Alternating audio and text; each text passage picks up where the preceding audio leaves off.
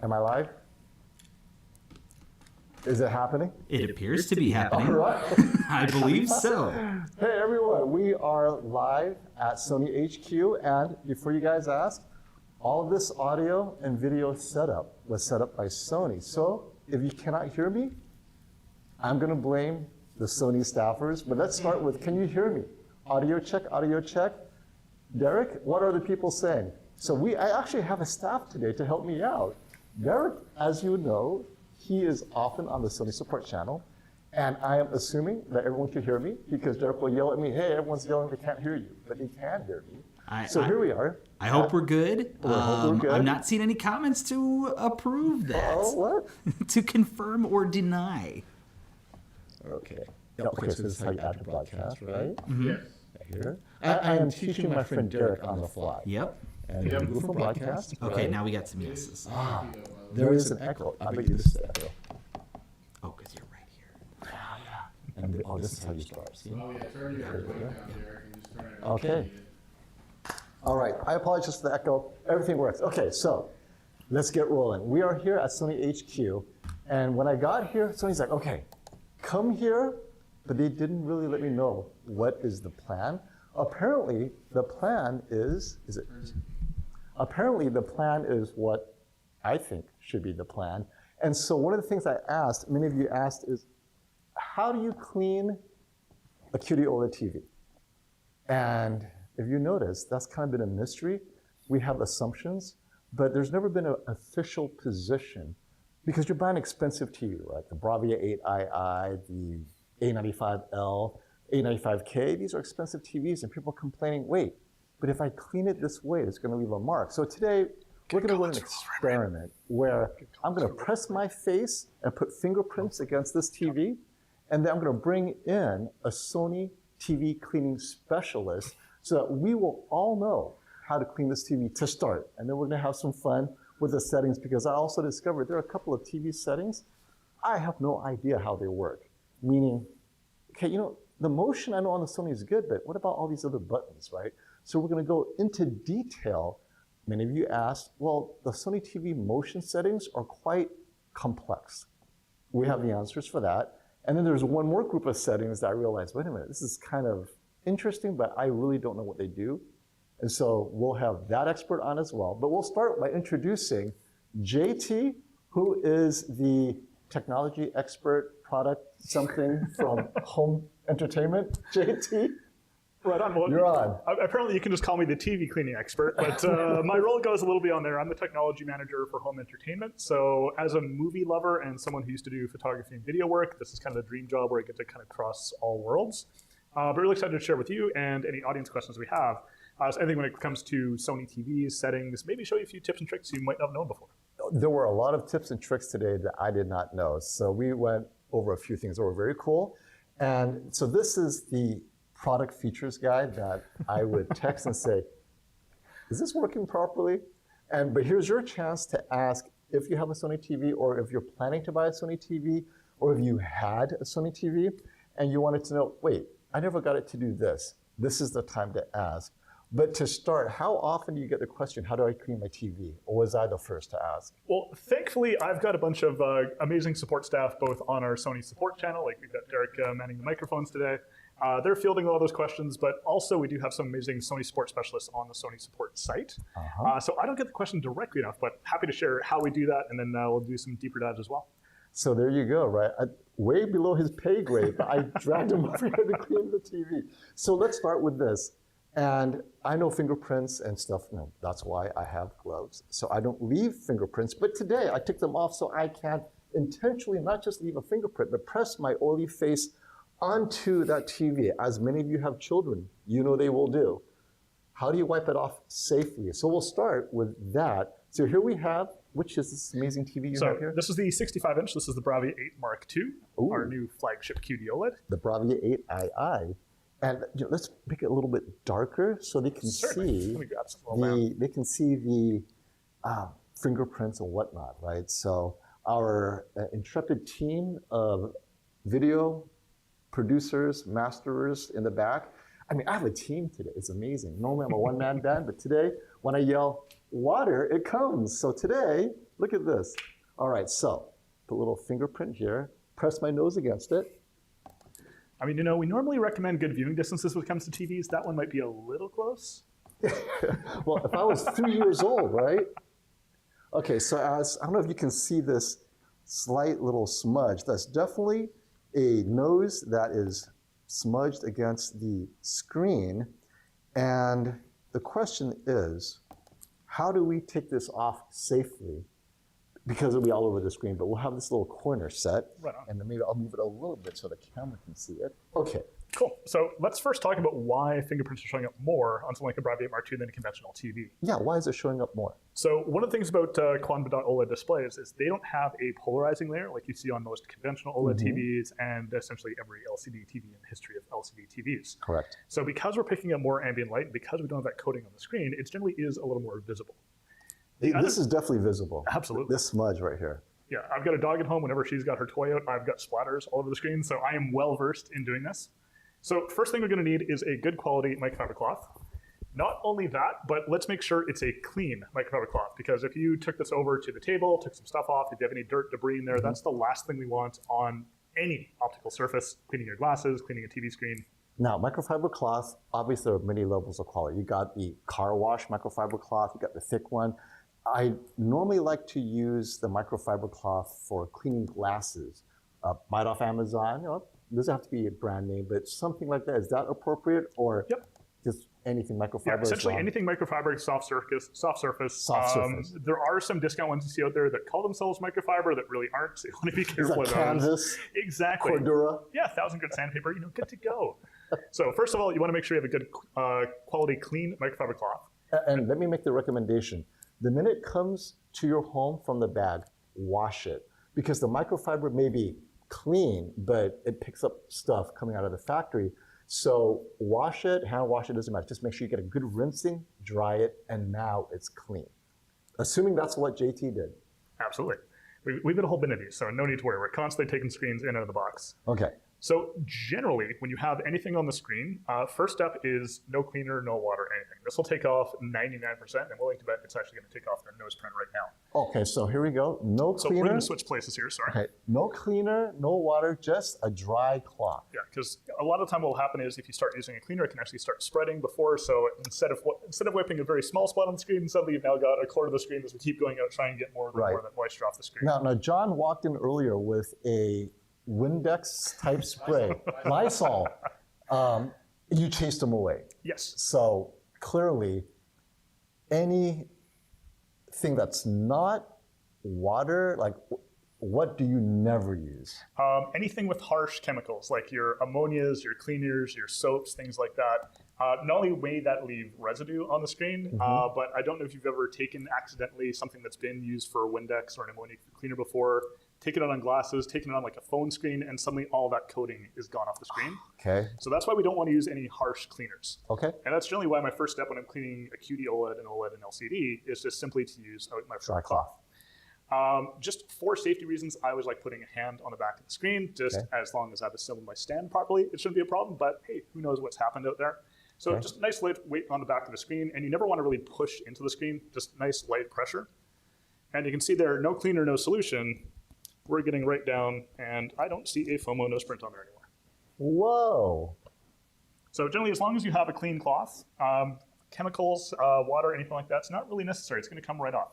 Okay. Now, that being said, if you have kids, if you have pets, sometimes there's a sneeze. In my dog's case, she grabs a chew toy and starts whipping it around the room. I'm going to get some very unsightly splatter on the screen. Now, you might have crusty stuff, right? You sneeze. Stuff lands on it, it dries up. In that case, what do you recommend?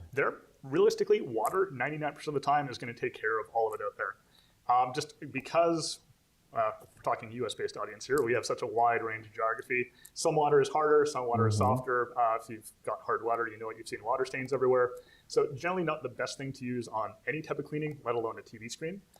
So distilled water, bottled water, anything that doesn't have a lot of hard water in it's not going to leave any marks. And that's going to soften up just about anything out there.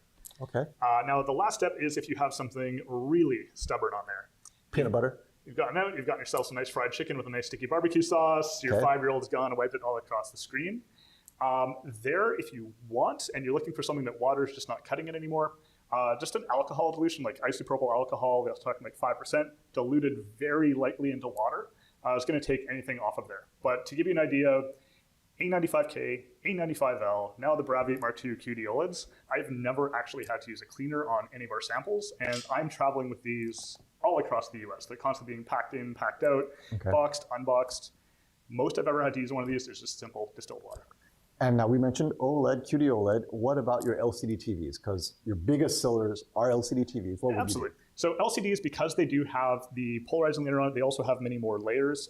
Essentially, when you're talking panel technologies, OLED is essentially built into one pane of glass. There are many layers within there, but it's one pane of glass. Okay. LCDs, we generally have a top layer, we have diffusion layers, we have coating layers, so there's much more kind of protection on that screen. That being said, you still want to be careful with it. So my first step, even on my LED, I humble brag, have a Bravia 9 in my living room, nice big open space. I watch NFL on Sundays. There, again, simple microfiber cloth. From there, you can also use a little bit of distilled water. There, if you do have a very mild screen cleaner designed for screens, they're generally LCD safe. You just want to be sure there's no harsh chemicals in there, the ammonias, the bleaches, John's Lysol example. I can't count how many times I've seen, especially in cars, when you have those amazing screens, and a car wash attendant, someone who isn't paying attention, uses the Windex that he's using for glass. The Armor All. You'll see the exact same effect happen. And that's the last thing we want to happen to a premium TV. So that's why I generally avoid any type of harsh chemicals on these screens, regardless if it's an LCD or an OLED. Just take care of it. It's a great investment. It's going to last you many years. Now that was anticlimactic because I was hoping it'd be a bit more adventurous, but just a good microfiber cloth that's clean. Exactly. And I just keep on rubbing, keep on rubbing.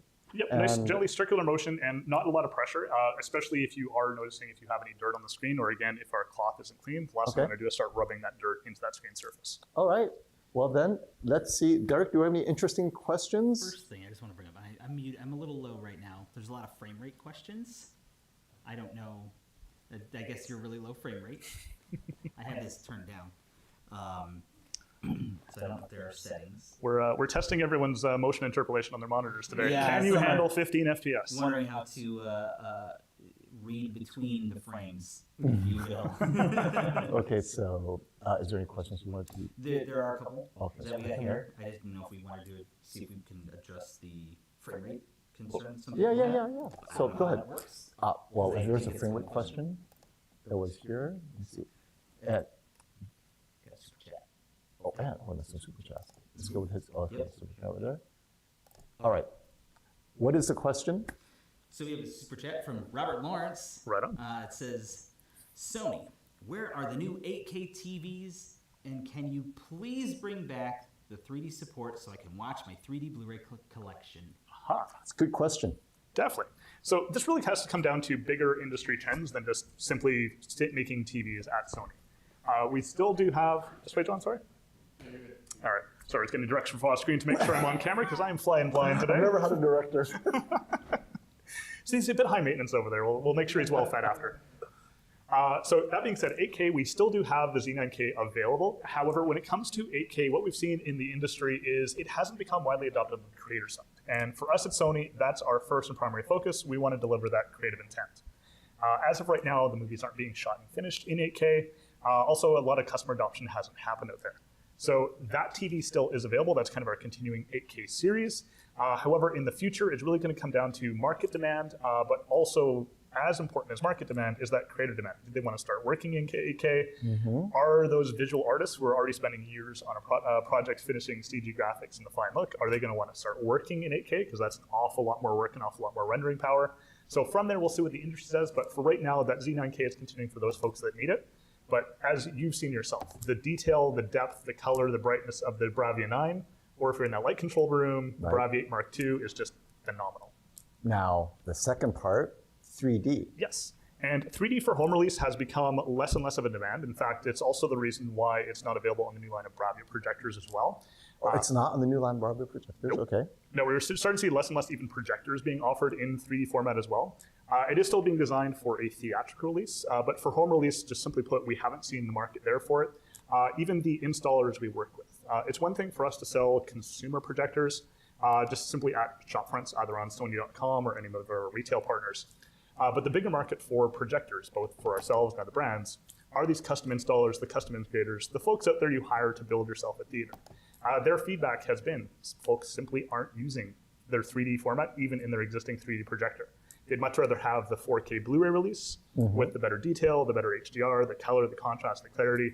So that's kind of where that market has shifted. Okay. So in terms of 3D, still an amazing format for the big screen theater. It's just for everyone out there, from the creatives right down to TVs to projectors, just becoming less of a focus for at-home viewing. Sorry, Robert. Derek, what you got? Yeah, we have a couple other things here. First, I think this one would be a good one to address. Let me pull this up on here. This is from Inferno Amati. What are we here for? Because I believe they jumped in a little bit after your intro. Okay. And people are like, okay, why are we cleaning a TV? Why are we here? You jump in and he's rubbing his nose on the TV. Yes. Okay, so today, actually, I didn't know what I was here for until I got here, but we opened up with a little cleaning because a lot of people, that's one of the quality of life things. And so I wanted to hit a few of the things that, and I want to do this with all the brands, but we happen to be here at Sony because Sony opened their doors to me, is there are so many features on Sony TVs that I think are actually worthwhile to help you guys who, one, either have a Sony TV and never played with those settings, but they're important settings like motion, and Ambient Pro optimization, Ambient Optimization Pro, which I think in this bright room is important, and I'll tell you guys why, because I've been playing with it, and I've seen other brands doing some similar implementations, but I feel that I think Sony's kind of like that benchmark, and we'll explain why. And then answer your questions about TVs. It doesn't have to be Sony, but if it is, JT here is the expert that will answer those questions about features. And if you sneak in a future product questions, he may sneak in an answer and not have legal attack him. But that's why we're here today. And oftentimes, viewers like yourself don't get a chance to really interact directly with the brand and have me here kind of, ask the tough questions that you may not know who to ask. So today we're here to do that. And Sony being one of the big players in the space defining how other TVs, which I think is very accurate, when they do something, other TV makers are like, that's interesting. Let me see if we can implement that. And so for me, I think that's kind of cool to be the brand that kind of does that first, more often than not. But yes, so that's why we're here today. And it's also your suggestion too. Like I've told Derek, oftentimes, I don't know what's next. And the cue comes from the audience where they would say, hey, Fomo, why don't you try this? Because I've been having trouble with this. And then suddenly that's the theme in the live stream. So we're also open to your suggestions. Okay, what's up, Derek? All right, we got a couple other ones here. First one, I want to bring up two from Getty G-Man. First thing, to going back to the cleaning. Why not soap, though? So a lot of soap out there, it's great for skin, it's great for things like car products. However, on a screen, because we do have so many different layers, different optical properties, a lot of the time you're actually going to see the residue that's left behind by soap. So even though it may work great for washing our hands or washing a car or washing something in our house, when you get to a fine-tuned optical device like this, you are going to see anything it leaves behind, which is the last thing we want to do on an amazing TV like the one in front of us. So that makes sense, Gabe, because soap is a residue, and so how do you wipe off the soap? You end up with distilled water, but if the soap, we don't know how harsh it is, right? Because there's no guarantee that it's built for screens. It's definitely built for COVID hand washing, and that may not be what you want. So that makes sense to me, because if the soap is designed to remove things, it may end up unintentionally removing things from your TV. Good question, Gabe. Yeah, and just one thing to add to that too, there's so many different variations of screen cleaner I've seen out there being marketed in all sorts of places. And most of the time, I have noticed they're either leaving a little bit of residue, a little bit of haze. And if you consider not only what you've invested in an amazing TV like a Bravia 8 Mark II, but what you're watching on there. Don't know if anyone watched the wrap-up of Andor, that amazing Star Wars series. Shameless plug, it was actually shot on the Sony Venice camera platform. So they invested a lot of money into that production. Last I heard, the 2 seasons cost somewhere around $650 million. So if you want to see all the hard work and all the amazing technology those creators put it in, we want to make sure we have the best screen possible to view it on with the least amount of imperfections and ideally no imperfections. Right. Now, what about alcohol? Because alcohol seems to evaporate away. So there are, I can speak to this because I actually was from the camera division previously. That's why I love geeking out about TVs and opticals and things like this. There are alcohol-based screen cleaners out there for cameras, also lens cleaners for cameras. The one thing you want to be careful with is what is that going on and how harsh is it, but also a lot of them will have additives, things like anti-fog for your camera lenses and things, which can also leave residue on there. So I'd be cautious about using something like that. And again, as you saw yourself here with a simple oil-based anything on the TV, that cloth takes it off on its own. And as I said before, I've been traveling with these TVs now for the better part of, well, QD-OLED since the A95K. I've never had to use anything more harsh than water to get something off of this TV. Okay. Now, next up, we're going to do motion settings. But before we get there, I know you have questions, so I want to hear all the good stuff. I want to follow up with the second one from Getty with the super chat. How about a second sub with the quad next year? That is a great, and by the way, Getty, I've been hammering them on that, but thank you for the super chat. Yes. Yeah. So if you've ever tuned into Derek and Larry before on the Sony channel, you know we can't really speculate on future products, but what we can say is part of what I do in my role, part of what Derek does in his role, and working with creators like Fomo and all the different viewers around the world, we do take this feedback very seriously. I'm on weekly meetings with my Tokyo counterparts, so it is something we have given heavy feedback and heavy demand on. So stay tuned because it is something that's essentially everyone in the space is asking for, so time will tell. I'm hoping it's a firmware update away. That's what I'm hoping. Well, speaking of sound, while we're switching over to motion settings, do you want to talk a little bit about what you saw here today? I saw so much here today. Which one? Well, we did walk through some TVs, and you got to see kind of how we look at TVs, especially in the competitive landscape. Mm-hmm. So, of course, we are benchmarking ourselves against all different TVs in the market. Oh, yeah, looking at our strengths and things like this. Yeah. So, yeah, go ahead. If we're talking about the landscape, I have to say, it felt like I was in my own studio, seeing, wait a minute, I have these competing TVs. I have that Samsung. I have the LG. And the Tino is up there, Trey as well. They're just like Brian and myself, looking at differences, how they're better, how they're worse. And I really appreciate that because I don't normally see that in action. And they were actually putting out some content that I'm going to steal for my own use. Oh, hey, that's on Kaleidoscope. I could download that. But it feels, to me, it's impressive that you guys are secretly kind of benchmarking in the style that reviewers would like to do side by side, looking for not what makes you strong, but why is that TV better? And then kind of attacking that directly. Well, if we do this, can we match it, but what do we lose? Definitely. So, that's another way we're listening to. So just like I was mentioning about product feedback, but if we notice suddenly you and Brian spot something in your channel and going, hey, maybe this could be improved on the Sony, we're going to take it back, we're going to benchmark here, and then I'm on a call with Tokyo going, hey, can you guys take a look at this scene? Something's a little funky is going on here. I think we can I think we can improve. And more often than not, as you've seen before, firmware update rolls around and suddenly, hey, that got fixed on the Sony. Well, I like that you have the G5 basically. Oh, that's really bright. And you were studying that brightness, the compromises, okay, it's brighter, we can't, should we make the Bravia 8 II brighter? I know you're all saying yes, but that's something that they were actually exploring. And so, okay, well, if we did, what would happen? And then you also had the A95L with no guardrails that actually could hit that level of brightness. And no surprise, it's sold out.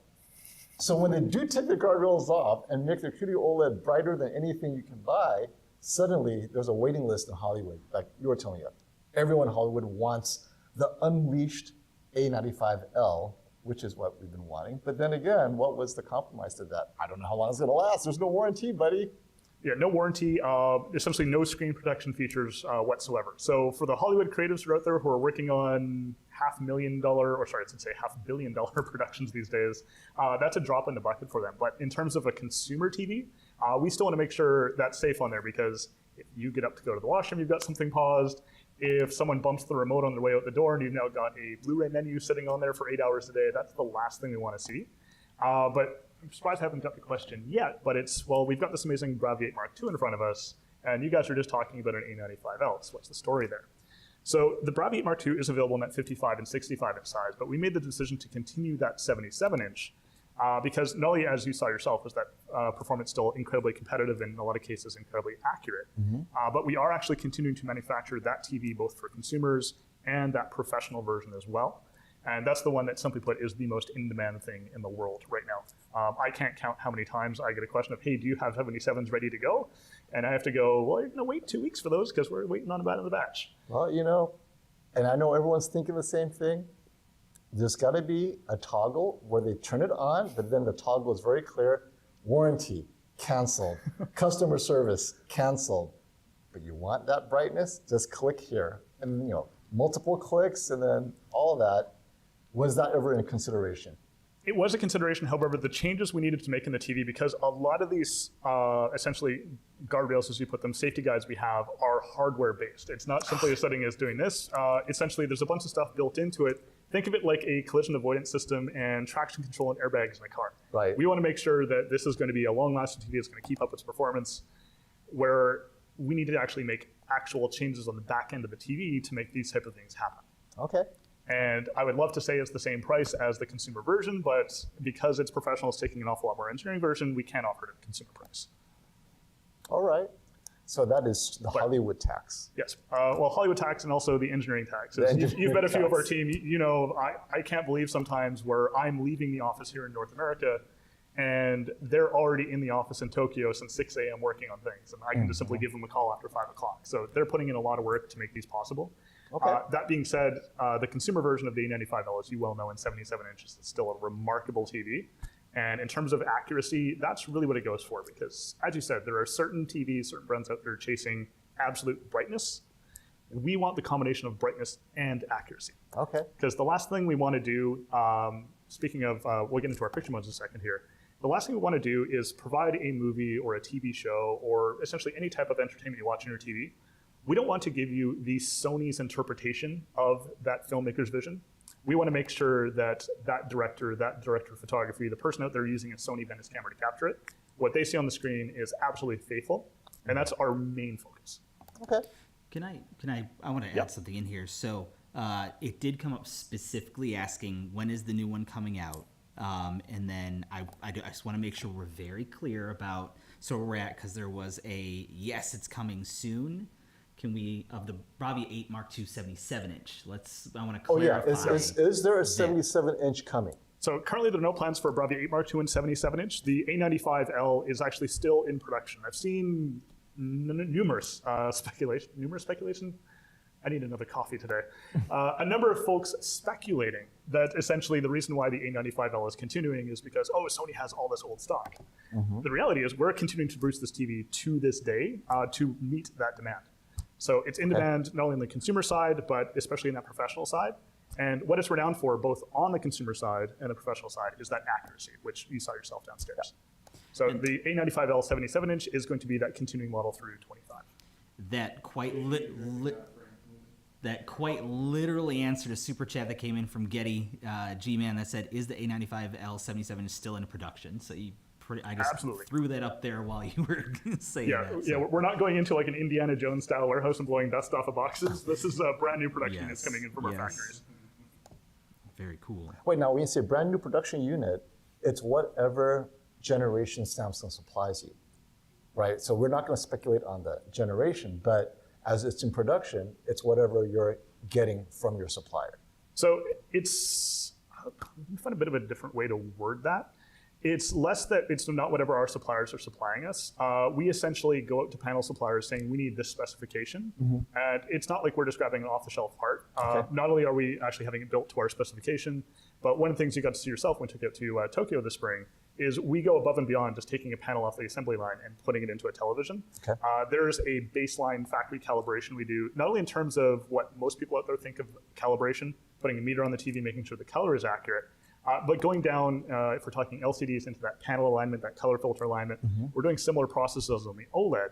So not only is the panel itself uniform, but it also gives us that amazing baseline for our own factory level calibration. And then that is giving professional calibrators out there or enthusiasts who want to take that calibration to the next level. It's giving you a much more solid foundation to work on. And that's another one of the reasons why the A95L series, especially in that 77-inch, is becoming that in-demand client monitor for studios around the world. Not only is it phenomenal out of the box if they need to quickly set it up on set, have it ready to go, but when they do take their teams in to calibrate to match those amazing reference monitors, the BVM series from Sony, it's going to be that closest representation possible without spending the, as you well know, $30,000+ to get that monitor. Wow, if I can get the A95L unleashed. What else you got, Derek? There's a lot. Okay, keep right. it going. There are a lot of questions coming in here. Keep it coming, guys. You want to keep it going? Okay. All right. So let's start with a few that I kind of know what I think you're going to say, JT, but right. I want to be respectful for your audience here, of course. So imagine that. Let me pose it on here. Imagine that is asking, what quarter in 2026 with the new Sony RGB panels be available and estimated cost and sizes? I'm sorry. I knew it was going to come up, but it's a good question. Well, what we can say on that is we're actually starting production of RGB. It's I don't know if anyone tuned into the press announcement back in March already. If time has flown. We're actually starting production of this technology in 2025 to have it ready for 2026. In terms of panel sizing, pricing, and alignment, that we can't talk about yet, so stay tuned, and we'll update you all as well as Fomo as soon as we can. Oh, I'll be back. All right. Just for that. Yeah. I'm so excited. I'm pretty sure I saw some behind the scenes of the RGB demo, and your jaw was about down here while watching it. Yeah, it's still there. I left it in Japan. No, that's. I have to say, that is probably the most highly anticipated technology launch and TV model, whatever it ends up being called, Bravia 11, Bravia 10. Yeah. More importantly, though, people are putting off their purchases this year to continue saving up for that year, because we know it's not going to be cheap. Like, should I spend like $5,000 or maybe save a bit more in case it's $8,000? But yeah, good move, guys. I think that's a TV to get. Absolutely. All right, we got a couple more. Maybe we'll do semi-rapid fire because I kind of know where Yes, these are going to rapid go. We have from MXZN, can we get a 42-inch Bravia 8 Mark II to replace the A90J? We want to use them as a monitor and a TV. We still want high-end, even in smaller sizes. Well, that feedback we can definitely take back to the product planning engineers. And Derek, I know you on the After Hours channel always take care of that for us. So we'll definitely feed that back to the engineers. In terms of panel supply, we'd have to actually see if 42 and 48. I know there's monitors out there, but there's always a little bit of a different handling we need to do for TVs. So it's definitely something we can feed back to Tokyo. Awesome. Mr. Royal is asking, will an 85-inch QD-OLED ever exist? Well, that is going to come down to panel supply. And this is the interesting thing about Sony, and it's actually one of the things I love working with our engineers on. We are not tied to a particular panel technology, either LED, LCD, or OLED. So what that allows us to do is essentially go out, shop the market, test everything available, and see not only what is going to be the best in terms of what type of model and where essentially in the market it exists, but also what technology is going to get us closest to those professional monitors. And that's always the goal. That's why you see in the Bravia 8 Mark II series, that's why you see a QD-OLED and not another OLED technology out there, is as you saw upstairs, that Bravia 8 Mark II versus all the other OLED technology in the market is better matching that technology than anything we have. But then if Sony has the primary RGB tandem OLED, they could tune it to who knows what at the 83-inch size. I'm just saying, Sony. I'm going to add another one from Mr. Royal, following up in a slightly different direction here. Are the latest A95Ls using the newest QD-OLED panel? So in terms of panel generation, that is not something even the engineers disclose to us. They're very tight-lipped over that because what it really comes down to is, yes, there are newer generations of panels, but again, to tie it back to what you saw upstairs, even though there are newer generations of panels, they're not as accurate as maybe something else on the market. So we're less concerned about the generation of the panel and more having it built to our specifications and having it built to essentially what we want to deliver in terms of a living room experience that matches that BVM experience. So quite literally, the only time I've had our engineers talk about panel generation is when they're talking about the Bravia 8 Mark II, saying, yes, this is the latest generation. And the first time I saw that in a presentation from Tokyo, I went, wait, what, you're talking about generation? It's because of these questions. They go, fine, we'll give them something. We'll throw them a bone. But it really comes down to the whole engineering philosophy behind it. Just like when we're talking about full array LED, going back to the original like X940 series, the X900 series, we've never even talked about zones or the number of nits we deliver. It's always about the whole experience from us. Because yes, you can chase one independent specification, but if all the other parts of that television don't fall into line, cool, you've got this one number, but wait a minute, that's not tracking EOTF, that's not creative intent, why is that? So it's always about the whole package for us. It's less about one individual spec, one individual generation. I gotcha. Derek, what else? There's a lot going on here. I'm trying to keep up with this. My Well, goodness. You guys are, Derek is a first timer. He's normally used to one question every minute. He's getting like one every 20 seconds, so keep it up, guys. Yeah. Do you want to pause and dive into this and let Derek catch up on some questions? I'll catch up. I'll leave you with. Let's do a general question because there's sort of variations of this type of question, and Mishkath Zulfer kind of encapsulated everything all in one, and a lot of people are like, yeah, let's talk about this. Basically, what is Sony's plan for the next 2 to 3 years? And it's involving what about this technology? These, and I've seen a couple other people ask, are we abandoning this? Are we leaving that? So I think that all kind of that is a good one, and let me kind of elaborate because I know what they're talking about, right? So there's rumors that not just Sony, maybe OLED is on the way out. Is RGB LED replacing OLED as the best technology? Like, where is RGB LED in your stack of this is the most accurate, or is it serve a different purpose? So you're not really going to the models per se, but more like RGB LED versus OLED versus LCD. How is that roadmap looking? Definitely. So there's a few things I can talk about on this, but a few things, of course, we never want to really speculate in our position. The first is when we're talking this kind of last few generations of Bravia. When we first launched the Cinemas Coming Home kind of direction last year, that was, of course, the Bravia 7, the Bravia 9, the Bravia 3, and the Bravia 8. When we launched that series, that was the first year of essentially a 3-year plan, a 3-year evolution. So we kind of really laid the groundwork with the technology. And as you've seen, even in 2025, that Bravia 9 is still not only incredibly competitive, but I'd still mark it as kind of a high watermark in terms of LED level performance. Oh yeah, it's still my benchmark for mini LED. But if you kind of read that press release, or in fact what we got to show you in Tokyo when it came to RGB, RGB is really the next evolution of what we've been developing for the Bravia 9. Those amazing driver integrated circuits, those driver ICs that give us that level of backlight control, well, those are actually going to carry forward into this new LED level control. But what's phenomenal about RGB and combining RGB mini LED technology with these driver controllers is, do you remember the bits of control we were talking about in Tokyo? Got to really scratch the memory bank there. The bits of the 22-bit? So 22 bits is Bravia 9. Right. But because we now have independent R, G, and B mini LEDs inside that structure, so 66. That's 22 bits plus 22 bits plus 22 bits. And then because we have an LCD panel in front with 3 colors and 10 bits, that is now test your math skills. So you multiply it by 2 and then add 10? And carry the 1 and yeah. Formula for this. Exactly. So we're talking over, if you combine the backlight level control with panel control, that's over 90 bits of essentially dimming and color control. Right. So we really see that as this amazing technology with a bunch of future potential. When it comes down to, is this going to replace A technology or B technology? That's really tough to say because there is still no such thing as a perfect TV technology. From what I've seen personally of RGB, it's an absolutely phenomenal looking technology. We'll see if it hits that perfect mark, time will tell. But it always comes down to not only what we're expecting out of our televisions, what the creators are expecting out of their televisions, and finally, what the, of course, most importantly, what the audience is expecting out of their TV.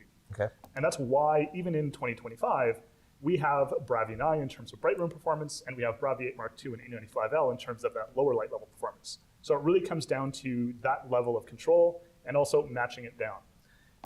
To put it another way, if you look at most luxury car brands now, they might have a sports car, they have a sedan, and they have an SUV. Because it comes down to matching the customer demands and the market demands. So and if you could afford it, you get a Porsche Cayenne that you take on the track, which is what the RGB LED will be. Perfect. So what it really comes down to is I don't foresee this technology replacing any technology. It's going to be a great addition to the suite. Yep. But if market demand says, hey, absolutely, this is the new best technology, well, of course, we're going to take off more with that. But we're listening to creator demand. We're also listening, of course, to audience and reviewer demand. Okay. So time will tell in terms of what's replacing what. But as of right now, we're just extremely excited about the potential of this new RGB technology. Oh, yeah. No, I love that in a bright room, it adds an extra element of brightness and saturation. And so we're going to hold questions, jump into the settings, because with these settings, I know you're going to have even more questions. I do want to call one out because you have a super chat. Oh, what's a super chat? And it's actually right in line with what you guys were just talking about. So I think this is a good wrap up here. Thank you for the super chat, guys. Getty G-Man, why is Sony shifted to RGB from QD-OLED like B9 and B10? So why are we going, I guess is part of the question, are we shifting from QD-OLED to RGB? So I call it less shifting from one technology to another and more just developing new technology to see what the market thinks of it, what the reviewers think of it, what the creatives think of it. It's never that one technology is going to call another technology obsolete. We're going to put it out into the market.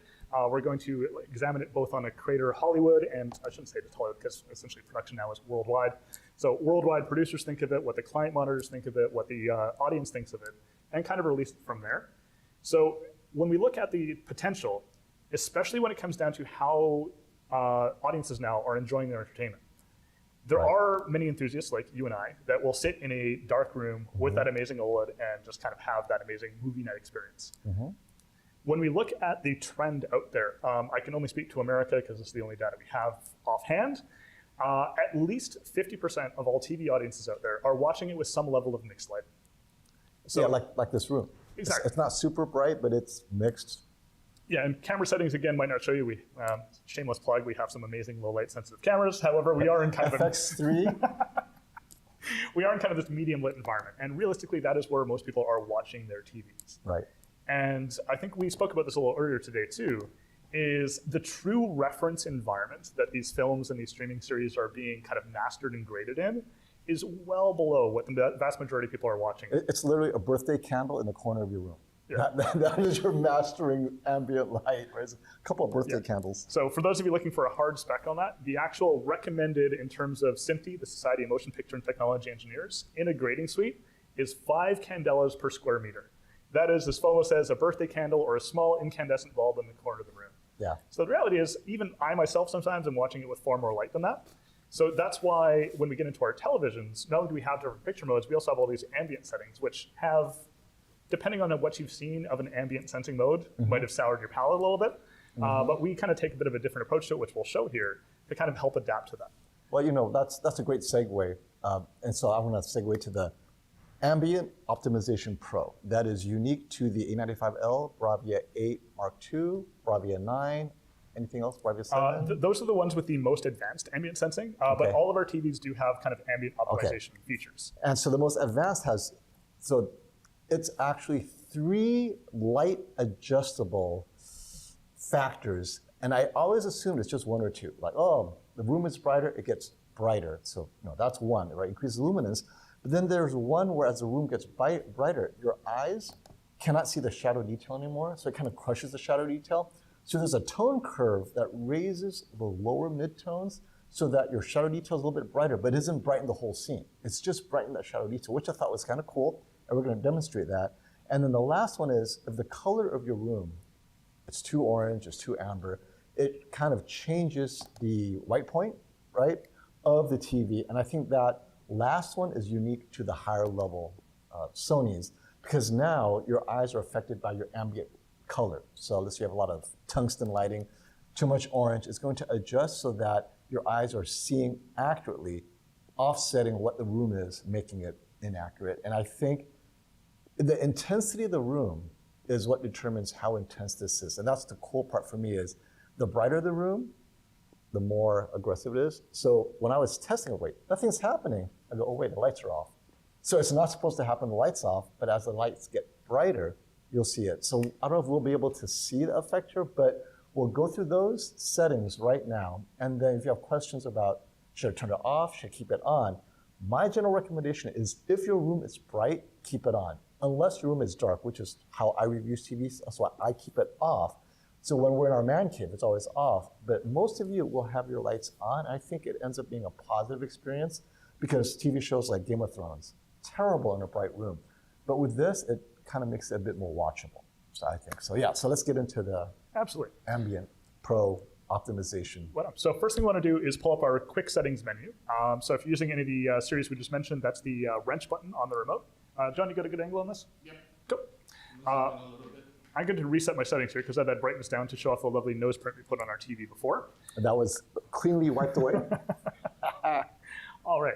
While I'm here, actually, let me just talk about these picture modes for just a minute because I know the kind of default out there if you're talking about like the full calibrated settings, this is dive into professional, leave your TV in professional.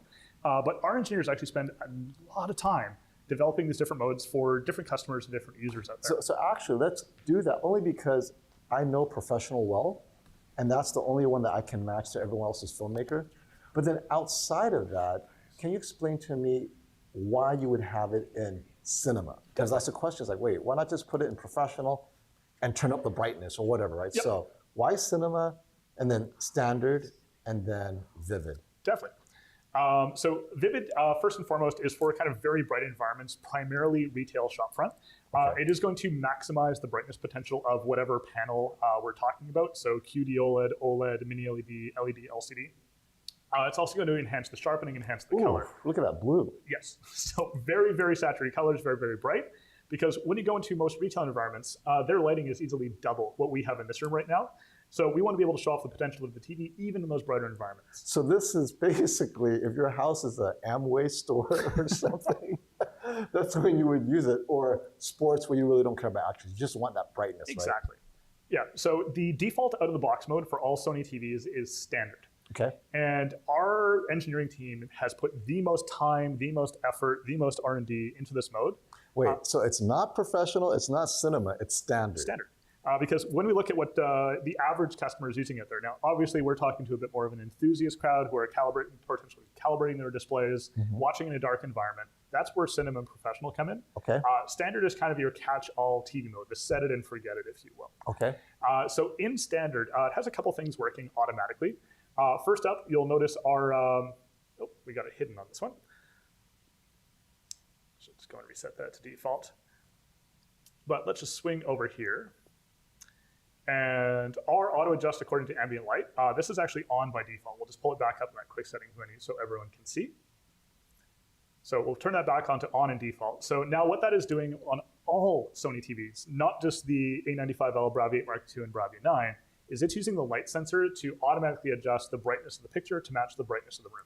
Right. So think of this as ideal is this is going to be a family room TV. The kids are watching cartoons after school. Everyone goes for dinner. You come back to watch a streaming series of your choice. Maybe it's movie night. That TV is automatically going to adjust all of its settings to match. So not only in terms of brightness, but also in terms of motion. So we'll dive back into our motion settings too when we dive into the individual features. But when it comes down to our picture and sound settings, in picture, if we dive down to motion, you'll see now this is actually set to automatic. Oh, sorry, someone's been fooling with my settings here. So normally when this TV is not set up for a studio shoot like this, it's done in automatic. And what this does is this is actually content and frame aware motion processing. Okay. So if this detects standard broadcast coming in, let's call it 30 frames per second if you're streaming off of YouTube. If you're watching broadcast sports, it's up to 60 frames per second. This is automatically going to detect those and have its best motion. Also, if you're watching more film-based content or more cinema content, that 24p, 24 frames per second content, that's also going to be aware of that and not apply too much of the soap opera effect, too much of the interpolation. We always want it to be as natural as possible at Sony. Now, of course, you can turn those settings up in custom modes. And what I'm going to say also is, if you go to custom, because we're going to explore this later, guys, Definitely. is smoothness film, smoothness camera. Yep. Because my first question, well, what the heck's the difference? And clearness we know is black frame insertion, but then on top of that, you go out, you have that Cinemotion. Cinemotion, yep. And so those three, we're going to dive deeper later, shortly in this video, but I think it's so important for you all to understand why they exist so that you can, if you want to, dive deeper a little bit into motion settings if auto is not good enough. Yeah. So yeah, because I love those motion settings because I learned a lot today about when to apply it, and then we'll play with it more with the Bravia 9 when I get back. But definitely it explains why a lot of people prefer Sony motion because of that level of control and knowing why each thing is being controlled. Exactly. All right, so talk a little bit of standard. This is kind of the default of the box. It's the catch-all mode. It's set it and forget it. So if you're just a casual TV viewer, great mode to use in.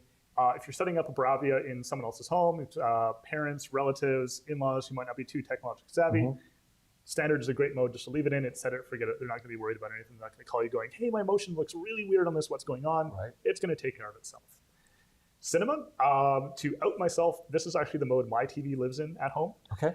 The settings are very similar to professional. It's getting more to that enthusiast level, kind of calibrated look. However, the big thing about this is it does adjust the tone curve of the TV to bring up those shadows and those midtones you were talking about a little bit before, even without the ambient light sensor. And that's because you're watching in a brighter room. Exactly. And by brighter, I'm talking about anything above a candle in the side of the room. Right. Because going back to those reference level environments, this is going to help us see a little bit more. So the other thing about these settings too is this is kind of overviewing the features. Just like we're going to talk about with motion settings, picture settings are really like seasoning on food. I'm not going to say which one is right, which one is wrong. It's going to come down to testing them out yourselves and really figuring out what you enjoy out of a TV look. So Cinema has a little bit more processing turned on versus the professional mode. Still incredibly accurate picture, just we are looking at boosting those midtones and those kind of high shadows, just to be better off in a more well-lit environment. Professional, there's a bit of misconception around professional. It actually started with our previous custom mode as well. A lot of people believe professional is zero processing applied. The thing about professional is, well, with any TV technology, there's always some level of processing going on. Say it and so. You're taking a digital signal into a TV and essentially turning it into optical information. So we do need to do things like the clarity, the color, the contrast, the motion. Now, this isn't essentially straying from the creative intent. We're not giving you your favorite movie by Sony. It's still your favorite movie by your favorite director, your favorite cinematographer. But we are staying as faithful as possible. So what this mode is actually tuned to is the BVM HX3110. So that amazing monitor you yourself have that's in studios around the world, this is designed to track that as accurately as possible, even if we take some incredibly bright modern content. So one of our benchmarking scenes we use across all of our displays is the movie from Sony Pictures, Alpha. The reason why you'll see not only ourselves using Alpha, but many creators and viewers like yourself using Alpha, it was actually one of the first films mastered at a full 4,000 nits on that 3110 monitor. So it's a showcase of not only how creators are working now, but how more and more creatives have the opportunity to work going forward. Instead of looking at a 1,000 nit master, a 4,000 nit master. So we're looking at the clarity, the color, the contrast, the motion, and trying to track that BVM as accurately as possible with professional. So if we go in there, and this time actually let me make sure I reset my picture settings because someone's been in this TV menu system before me. It's Derek. He's been messing with the settings again. No, never me. Yeah.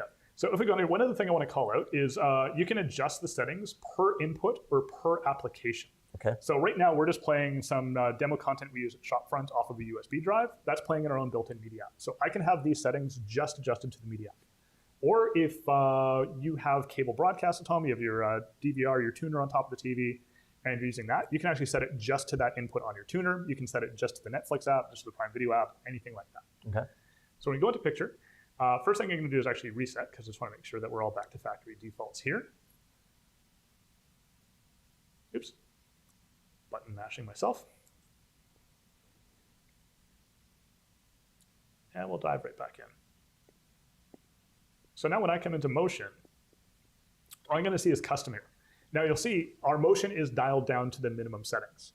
Now, again, it's not entirely off because we're still interpreting a digital signal. However, this is going to give you, if you're watching film or cinema content, this is going to give you 24p playback, exactly the way you saw it out of a movie projector, exactly the way you see it on your BVM. Same thing with the black frame insertion, everything else like that. This is really the starting point for watching film-based kind of, for lack of a better word, kind of professional cinema content. And then just to clarify, you're never really turning it off.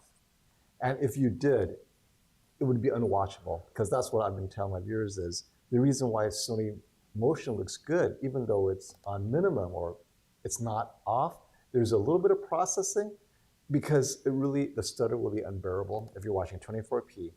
Every TV maker has their approach to how filmmakers done though. So when you shut it off completely, people go, wow, how come the motion on that whatever TV is not as good as Sony? It's because now you have to actually raise the processing to a point where, okay, it looks natural. But Sony's concluded this looks natural. This is the bare minimum. Any less, and no one's going to watch it anyway. Exactly. So let's actually talk about these motion flow settings now that we're in here. So generally in standard, that's going to be your auto mode. It's going to automatically detect content, take care of everything for you. But as you get into cinema, as you get into professional, this is where you see you now have the setting defaulted to custom. Of course, I can turn my motion flow into custom in any picture mode. However, this is where it's set to default. Now, one of the things that's changed, starting with the A95L generation, and then kind of continuing in through all the new models, Bravia 7, Bravia 8, Bravia 9, Bravia 8 Mark II, is the separation of our smoothness for both film and camera. And the reason for that is, Film, this is all about 24 frames per second content. This is that kind of true cinematic look we're going for that essentially you see in movie theaters and kind of high value production content. With the exception of some rare films that are shot at 60p, but we really haven't seen too many of those hit the market. So when this TV detects 24 frames per second content, this is how you adjust the interpolation for just that film-based content. Okay. If you are looking for that true 24p playback, leave it on to minimum. If you are sensitive to 24p, if you are sensitive to stutter, things like that, that's where, again, depending on your own personal preferences, you might start taking this up to 1, let's watch a scene, take it up to 2, watch a scene, and kind of dial it into taste. I normally have it at 1. Yeah. That's my preference, because I can't stand stutter. Yeah, and that's my default itself. Now, the other one here is camera. Now, here you can tell we're a Japanese company. We probably could have found a different way to name this for the North American market, but we followed Japan's lead. So camera, this is all about higher frame rate content, so 30 frames per second, 50 frames per second, 60 frames per second. Okay. This is going to be certain streaming programs, but primarily broadcast and the sports as well. Okay. So this allows you to actually adjust your motion differently because sometimes... So let me stop there, because this is the part where I didn't know, and I wanted to make sure our audience knows this. So when you have a Sony Bravia that has smoothness and camera, the TV is deciding which one to enable. It's not running concurrently. Yep. So if it senses a 24p content, then it goes by what you have set for film. And if it's sensing a streaming or sports content at 30 or 60p, non-24p, it will then jump to whatever your setting is on smoothness. It's not blending the two, it's either or. Okay. Yeah. Yeah, so independent settings. So this is great because when I switch over and I'm watching a new episode of any, pick your favorite streaming show of choice. That's The Witcher? There we go. That's 24p. So now I'm watching 24p. I've got my best motion settings on for 24p content. Okay. But then let's say I wrap up my streaming series and I want to catch the next football game. Mm-hmm. Oh, well, you have the NBA, right? Exactly. Finals. So now when I switch over to sports, it's now it's recognizing, oh, hey, I've got 60 frames per second content coming into my TV. Right now I've got it at minimum, but if I want a little bit more motion processing, a little bit more interpolation applied, this is where I can actually set them independently. So let's talk about motion resolution, because in sports, let's say you want to see that basketball, you want to see as much clarity as possible in fast action motion. What should the setting be for maximum motion resolution? And that still comes down to individual perception. Okay. What we always talk about is it's one thing to go with a meter and measure every application of these TVs. Our eyes, our brains, our whole optical systems aren't meters. Even the way you and I perceive color is going to be slightly differently. So it really comes down to taste. In the default mode in standard, when we're talking our standard mode, smoothest camera is up to 2. That's kind of our default setting. So I'd recommend, especially for sports, try watching sports in standard, see if you like those motion settings, and then copy them to the other. Or again, if it's not a critical game, you're not in playoffs, you don't want to pay attention to every single moment, play around this during the broadcast to see which one you prefer. But 1 or 2 is going to apply just a little bit more smoothing to that. And that's actually one of the reasons why when we're talking about the Prime Video calibrated mode, we don't want to get into creator calibrated modes today, but we actually have different presets in the Prime Video calibrated mode for their streaming content and for their sports. I actually like how you guys did that. When I noticed with Prime Video, when I was kind of diving deep into that, when you go to sports content, it always had the right motion setting. I never had to adjust it. It's like Prime calibrated mode is almost like plug and play. Just let it do its thing. And it works really well because it's like non-critical content. You know, it's just Prime Video, whatever it's on. You could be watching sports or Logan Paul versus the next great fighter, right? But Amazon identifies ahead of time what that content is, and it tells the Sony TV to put it in that specific motion setting. And more often than not, I thought it made the right decision. Absolutely. And we have a little bit of a competitive edge when it comes to broadcast sports. So we've been talking a lot today about the BVM monitor. We've been talking a lot about the Venice camera system. When it comes to broadcast sports, we're an absolute force in that industry. Our broadcast cameras are used around the world for broadcast sports. We also have essentially editing and broadcast equipment behind the scenes. But I don't know if anyone out there is familiar with the Hawkeye system. And I'm not talking about a certain comic book character. But I'm actually talking about a really advanced camera sports system. Okay. So Hawkeye got its start in tennis. If you've ever watched any playoff tennis, you'll notice where they have a graphic where the ball strikes. Is it in play? Is it out of play? Is it the foul? That's not actually being done with a chip in the ball. We're actually doing that optically with as few as 9 cameras around the second level of the stadium. So that's how Hawkeye got its start. They were an amazing startup company. We saw the potential of the Sony Group, so we actually brought them on board. We acquired them. Now they're in most major broadcast sports around the world. I don't know if you followed it, but we're now a technology partner with not only the NFL, but we just have the NHL on board this week as well. Okay. So not only can we use it for amazing replay, we can essentially look at where the puck or the ball was. But that system has now evolved to be able to track every single player on the field on multiple skeletal points. They can actually recreate a play from any angle. So we're really advancing the officiating side of it as well. But tying that back into TV, we know the exact process in sports, just like we do for movies. Just like we talk about lens to living room when it comes to cinema, we have lens to living room when it comes to sports. So that's one of the reasons why our motion processing for not only film-based movie content, but also for broadcast sports has been renowned as long as it has. We know exactly how it's being created. Well, for sure, the number one desire is to see the ball more clearly, whether it's a football, tennis ball, soccer ball, right? And people just want to know what is the best setting to see that motion clarity, because that's all they care about. So motion clarity, especially for sports, that's going to come down to first your smoothness setting for camera, because again, it's not being broadcast in 24 like our film setting. Right. It's being broadcast in 50 or 60, depending on your region on the camera setting. So there it might introduce a little bit of smoothness. The other thing that can affect motion resolution and clarity is the clearness setting. Now, this is traditionally known as black frame insertion. Right. However, Sony, for multiple TV generations now, we've taken a bit of a different approach to motion clarity and clearness in black frame insertion. The standard way of doing it is inserting an entirely black frame between every frame of video. And have you ever known the reason why inserting a black frame helps with motion clarity? No, I just know that the flicker is annoying. So I never use it. Yeah, so the flicker is annoying at higher settings, and again, it all depends on individual people. Some people are more sensitive to backlight flickering than others. But the reason why black frame insertion exists in the first place is it's almost like an optical illusion for our brain. Okay. If I show you, again, when we're talking video or film, it's not a smooth motion. I've got a frame, I've got a frame, I've got a frame. So if I have the ball here, the ball here, and the ball here, if I just show you three back to back, my brain is going to try and make sense of that and blur them together. Right. By inserting a black frame between every frame of video, I'm hitting a reset switch up here in your optical system, and my brain and my optical system blurs the motion less. Oh, okay. So you're getting more clarity because of the black frame insertion. All right. So it's almost like hitting a little reset switch up here. It's optical illusion almost, to put it another way, because again, our brains aren't meters. Okay. So low is going to be a good level of motion clarity. High is going to introduce even more. Now, because we are on an OLED, this is going to be, especially if you're looking at it on camera, you'll see a bit of a brightness drop there. It is less prevalent on even more brighter mini LED technologies. So on something like a Bravia 9 or a Bravia 7, you can take that up even higher without sacrificing brightness. But it really comes down to, again, personal taste, just like seasoning on food. It's going to be what you prefer the look of. But generally, by default, especially if you're in the standard mode, smoothness on 1 or 2, clearness even on low is going to be a phenomenal setting for sports. And that's why we keep them independent between 24p content and then 50/60. And then Cinemotion. Cinemotion. So this one is a little bit misunderstood.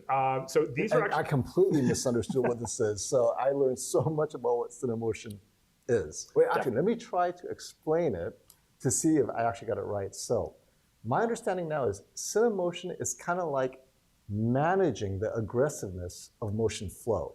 Rather than Cinemotion being an independent setting that does something independently of anything else, it's overseeing how aggressive you want to do your motion flow settings.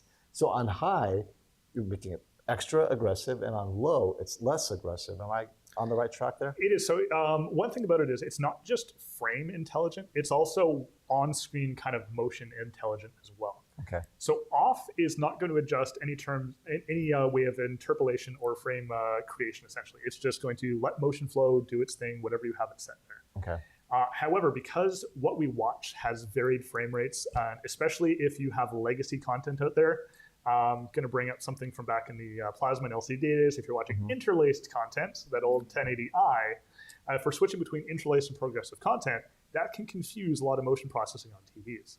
So that's why Cinemotion exists. It's looking at the motion on screen, it's looking at the frame rate, it's looking at if it's progressive or interlaced, and telling motion flow, hey, we got something a little more complicated coming in here, let's step it up a little bit. So low is going to take care of looking after 50 and 60 hertz content. It's also going to give you true 24p playback. So again, it's working in tandem with motion flow.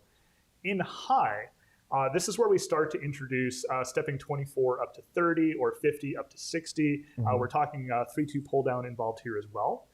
So most modes by default, our Cinemotion is set to high. It's a very intelligent system. It's going to take care of it.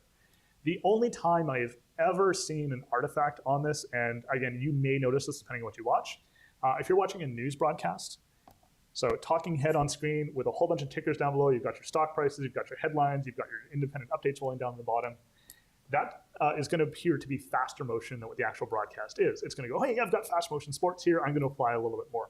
So if you do notice any artifacts on your TV, odds are your Cinemotion's on high, just bump it down to low. Okay. But if you're watching varied content, if you're surfing channels, you watch 30 minutes of news and hop into something else, high is going to handle itself very, very well. Okay. So it's those two systems working into tandem.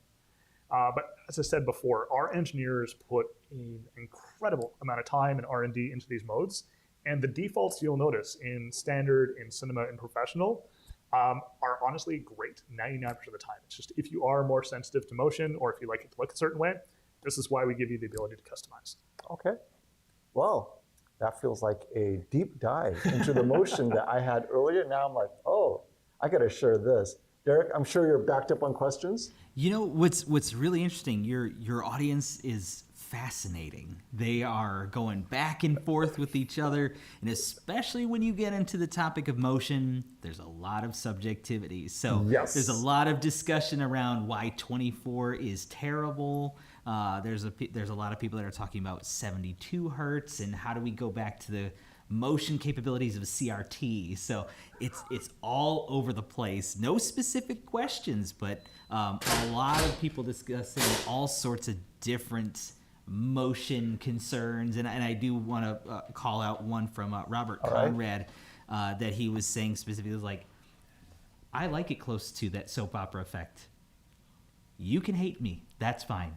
People should find what they like. I noticed the next generation are very comfortable with soap opera. And we call it soap opera. I don't know if they watch soap operas anymore, but that extra smoothness, people love it. Some people do. Definitely a taste. Now, what are your thoughts on Sony adapting to that? Meaning, is there a setting that helps the person who loves soap opera? Because we're always talking about getting rid of soap opera.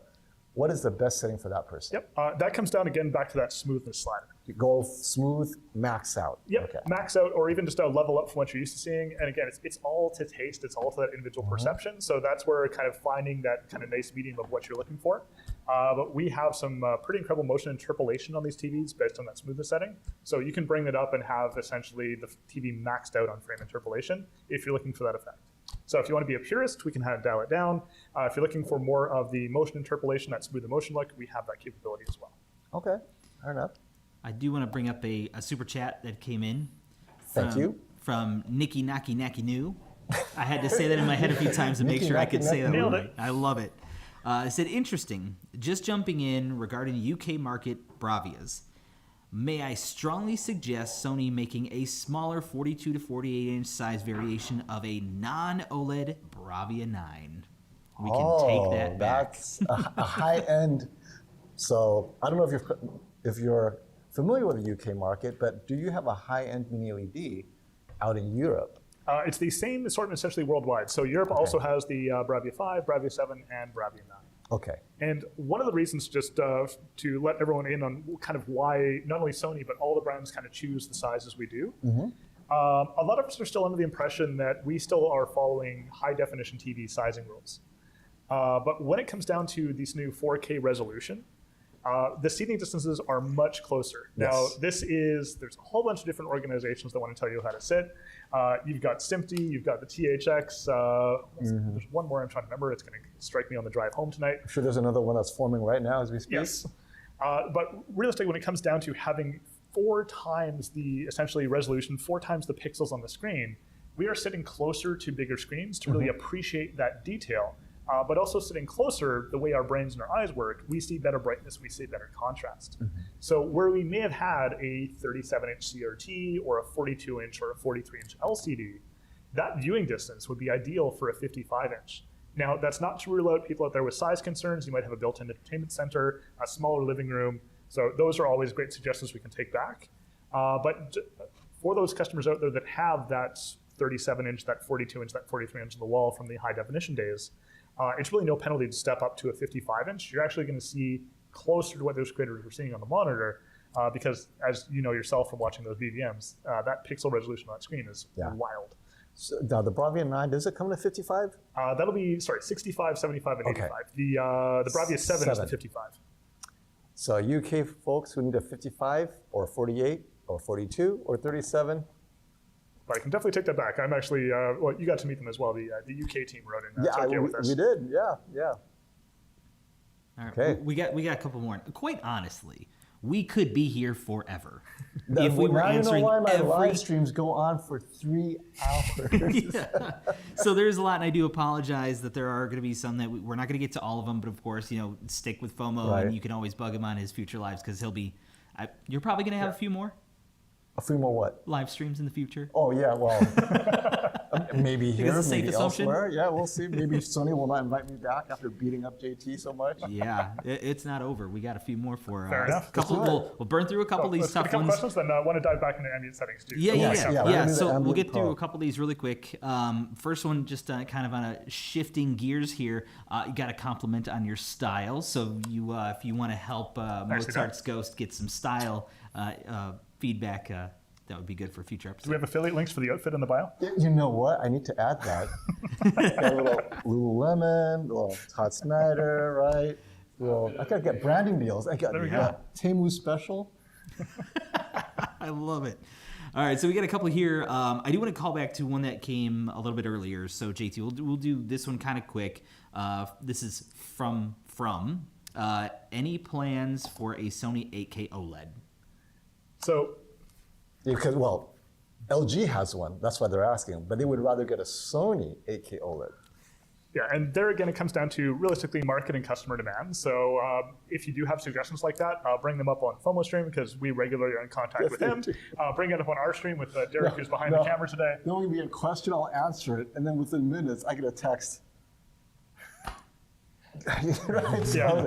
they're very responsive, trust me. I'm still working for the level beyond the text where we can just get the cane coming in from the side and drag you off screen, but yeah.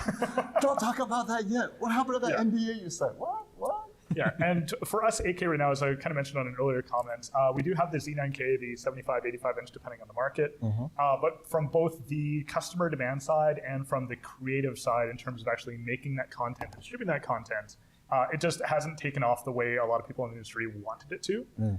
So that's where you see more development on amazing 4K technologies like the Bravia Mark II, the Bravia 9, the Bravia 7. Yeah, no, I'm with you. I think 4K is great. Like all TV says, I have an 85-inch QM8K in the studio, and I'm sitting like 6-7 feet. I'm like, I really cannot see the pixels, and it's not soft, even though I'm standing 6 to 7 feet away from 85-inch. I think 4K is definitely a sweet spot in both budget and performance. And then constant testing with actual 8K OLED, it was limited to people with like super 20/20 pilot vision, watching very specific content 6 feet away from a 77-inch 8K. I'm like, okay, that's... Well, to tie it into something you saw today as well, so I don't know how much of your audience is familiar with the technology called Sony Crystal LED. That is a micro LED technology, folks. I mean, that's what I know about it. Yeah, so there's many names for this technology. The kind of industry standard is direct-to-view LED, just to make it sound really boring.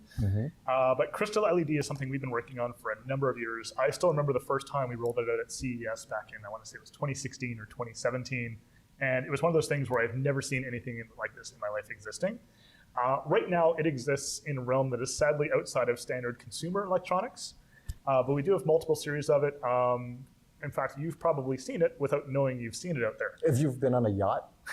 That or virtual production. Or that. More and more series these days are using this technology. We actually have an in-house VFX firm called Pixelmundo that does amazing work. You got to see a 2.5-story tall version of that technology last year. I saw the deck of the Star Trek Starship, and I was like, and when you put it on a camera, you're in the middle of it, you are there. Yeah, it's pretty impressive. So one thing about that technology is actually the resolution. Because essentially it's fixed panels, the more we scale up, the higher resolution we get.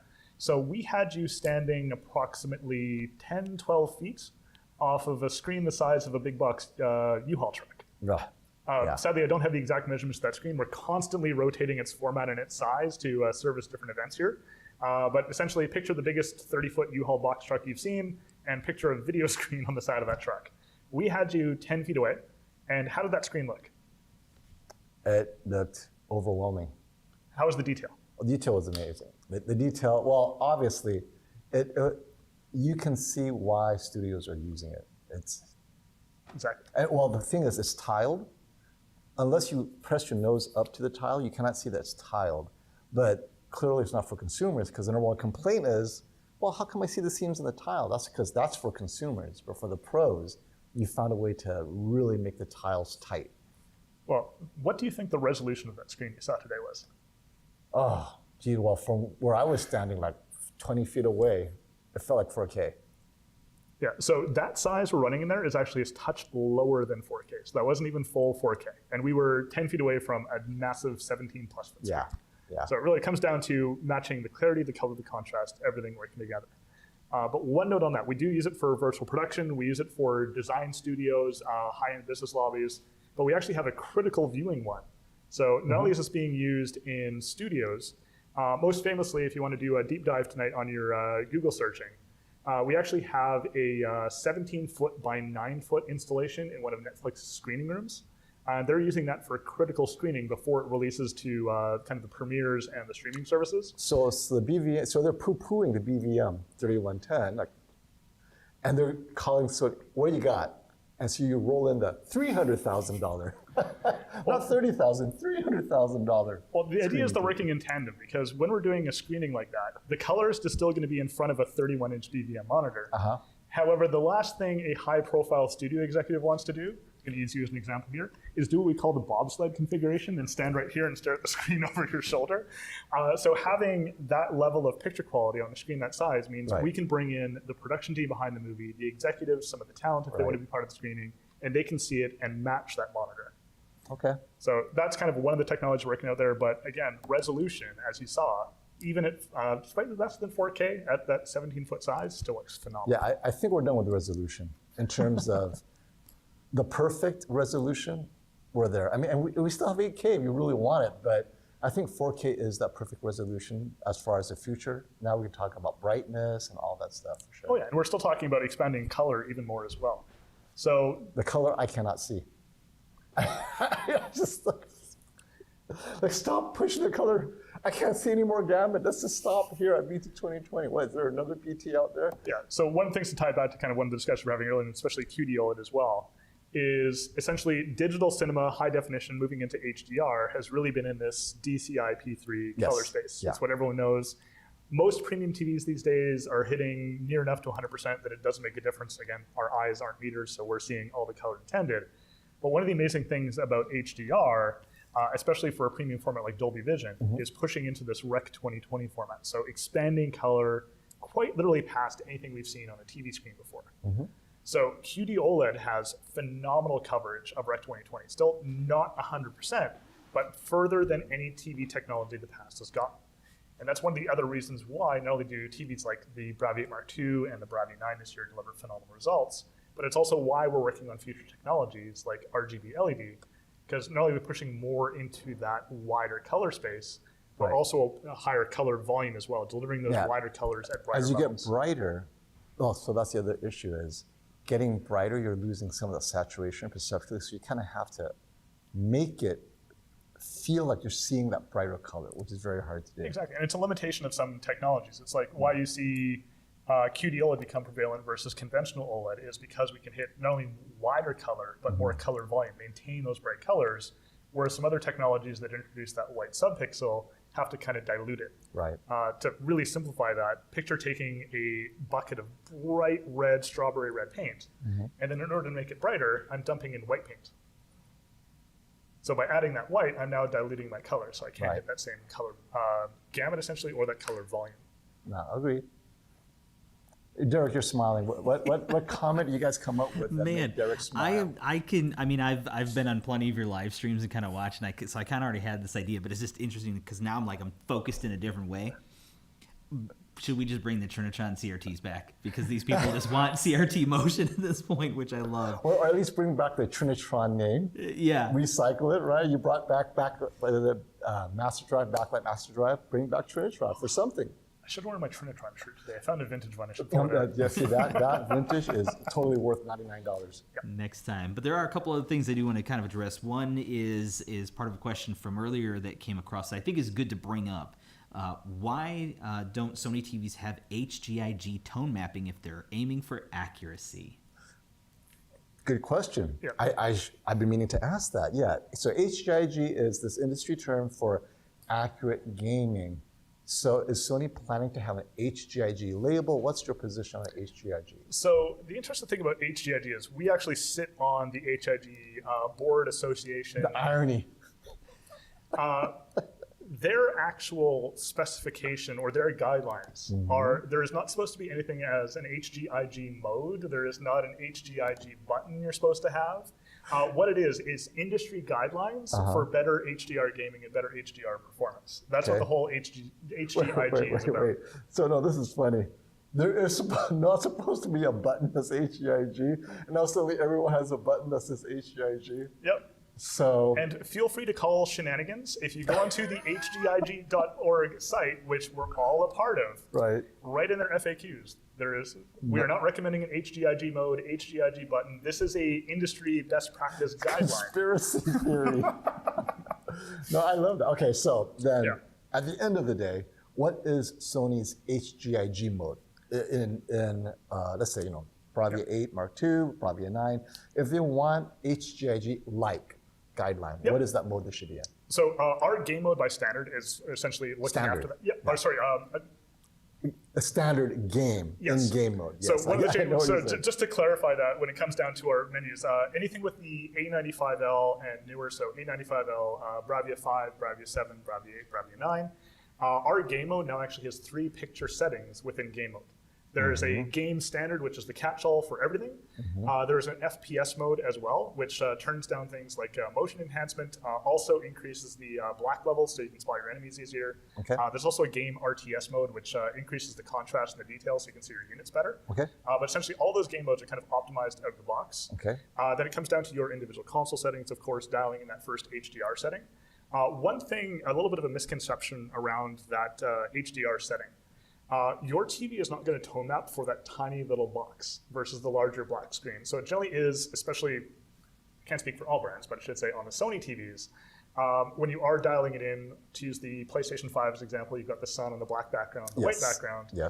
Dialing it in so you can just barely see those, it's going to give you a great jumping off point for it. However, we actually have some work we put in with the PlayStation team. So the feature set, you may have seen it on our website called Perfect for PlayStation 5. One of those features is actually auto HDR tone mapping. And what we've done there is essentially told the PlayStation 5 consoles and the PlayStation 5 Pro the essentially HDR capabilities of all the TVs in our lineup. Okay, so say the new TV, Bravia 8 Mark II. Yep, so we've got a Bravia 8 Mark II right here. If I plug in my PlayStation for the first time, it'll bring up that first HDR calibration screen, but you get a little pop-up that says, hey, I've taken care of all of this for you. In the background, it's done, oh, hey, I know this is a Bravia 8 Mark II. I know where you step out of black. I know where you start tone mapping those bright highlights, essentially the brightness range of your TV. I'm going to set all your HDR settings ready to go. And as far as HGIG color accuracy, setting it in the standard of the game mode gets you there as well. So you don't have to do any more fiddling. And we work very close with the PlayStation team.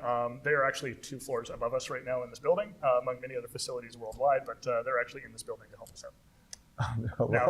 Now you know who to ask. Now, outside, to be brand agnostic, because as much as I would love to say everyone has a PlayStation 5 with their TV, there are other consoles and other gaming systems out there. There again, because if you're looking at that one little box for your HDR capabilities, the TV is looking at the entire image. It's not looking at that individual box for its black and bright levels. It's going to take the entire image into account. There, if you're using a certain other box console or a certain other Japanese console manufacturer, to be brand agnostic, that may have just launched a new console this week. Once you dial in your picture settings in terms of your brightness levels, that's going to be that great baseline to start. Of course, being the enthusiast crowd, you are going to want to do maybe some more fine tuning to suit your personal tastes, but all those are going to give you a really solid foundation to start with. No, I still can't get over there's no such thing as an HGIG button. Per se, not part of the guideline. Yeah, not part of the guidelines. So we'll put it that way. Just not get myself into trouble. Right. Well, and yeah, you know what? I don't even want to dive into that rabbit hole. I'd rather Sony TVs have a PS5 button. You click it, and it just nothing happens, but it makes people feel good. Yay, you're in PS5 mode. Speaking of PlayStation 5 button, I don't know if anyone out there has actually hooked up a PlayStation 5 to a modern Sony TV, but there's some really cool stuff, kind of little Easter eggs. First up, when you plug in your PlayStation 5, your input button on the TV for your PlayStation that pops up on your quick input settings actually turns to a PlayStation logo. If you haven't upgraded to a PS5, it will do it for PS4 too. But the other thing with the newer TVs, essentially the 2024 versions and the 2025 versions, we're still exploring if it's possible to bring it back into older series, is having remote play built into the TV. Okay, yeah, that's something that's pretty cool. So for those of you that know what the PlayStation Portal is, this essentially turns your new Bravia TV into a PlayStation Portal. Now, obviously it's less portable than a PlayStation Portal, especially if you have a 75, 85, or 98 inch. But the idea is, if you have your PlayStation 5, your PlayStation 5 Pro hooked up to another TV in the house, the family's watching their favorite kids movie, you really want to get onto an amazing game, let's call it a Sony title like Helldivers, without interrupting the family, go to your Bravia TV, open the Remote Play app. As long as you've configured your PlayStation for Remote Play, it's all bulletproof over the network. You boost up the Remote Play app, you select your console, your DualSense connects directly to the TV, and I'm now gaming over my network. I'm not bugging the family, I'm not having to unplug my console from the other room. I think I've tested that before. Yeah, it actually works pretty well. Really fun feature. Yeah. So always fun to have those collaborations in-house. Okay. No, well, yeah, upstairs. Literally in-house. Derek, what you got? Yeah, so we have another super chat, Getty G-Man. Getty, thank you. For HDMI 2.1 in the future for Sony TV? Oh, did he just nod? So I'm acknowledging that is a very in-demand question. That's one of the ones that we're taking feedback to. The one thing to kind of be transparent about how we develop our TVs is when we find a processor, and again, I'm not talking the XR processor, the X1 processor, the picture processor of the TV. When we find what we call the SoC, the chip that runs the TV, we want to not only make sure that it's great for overall system stability and things like this, but because we're doing so many layers on top of it in terms of some of the picture settings we've dived into today, the audio settings, the audio output, all that interactivity, we really want to make sure that that experience first and foremost. Yeah. So yes, we can look at new processors. However, we're not going to jump to that until we know it's going to be an absolutely bulletproof experience. Okay. So it is feedback we have given to Tokyo, the engineering side. For the last 4 years. Yes. The analogy I love to use is if you look at high-end Japanese car brands. Yes. Their infotainment system is generally a step behind some of the other. Very much so. Yes. Yeah.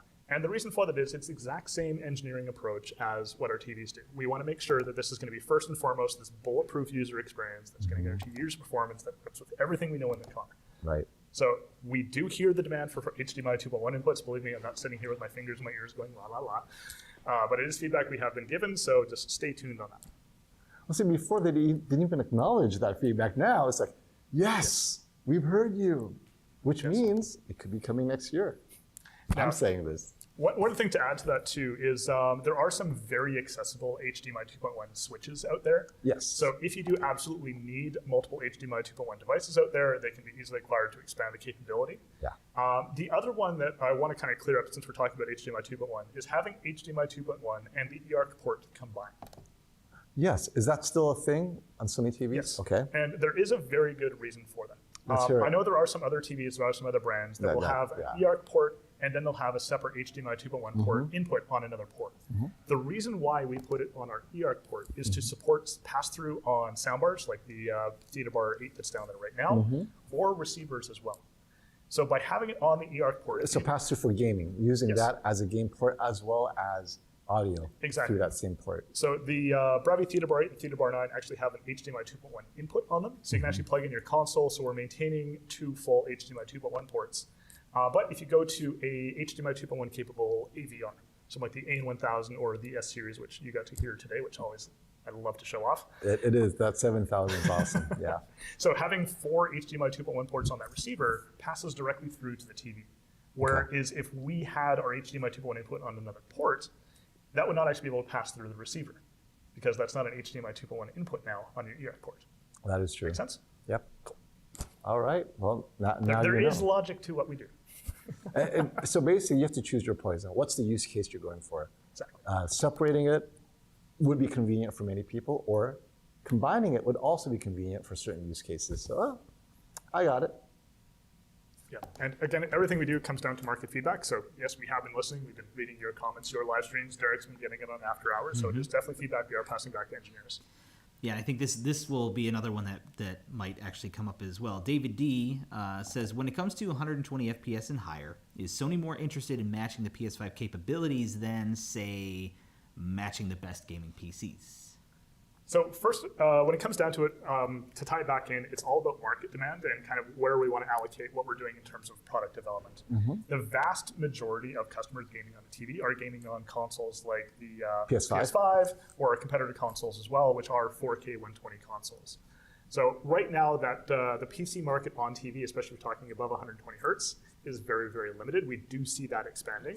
So again, that is feedback we are passing back to our counterparts in Tokyo, going more and more folks out here are gaming. PCs, high-end graphics cards exceeding 120 hertz. So it is something they are studying.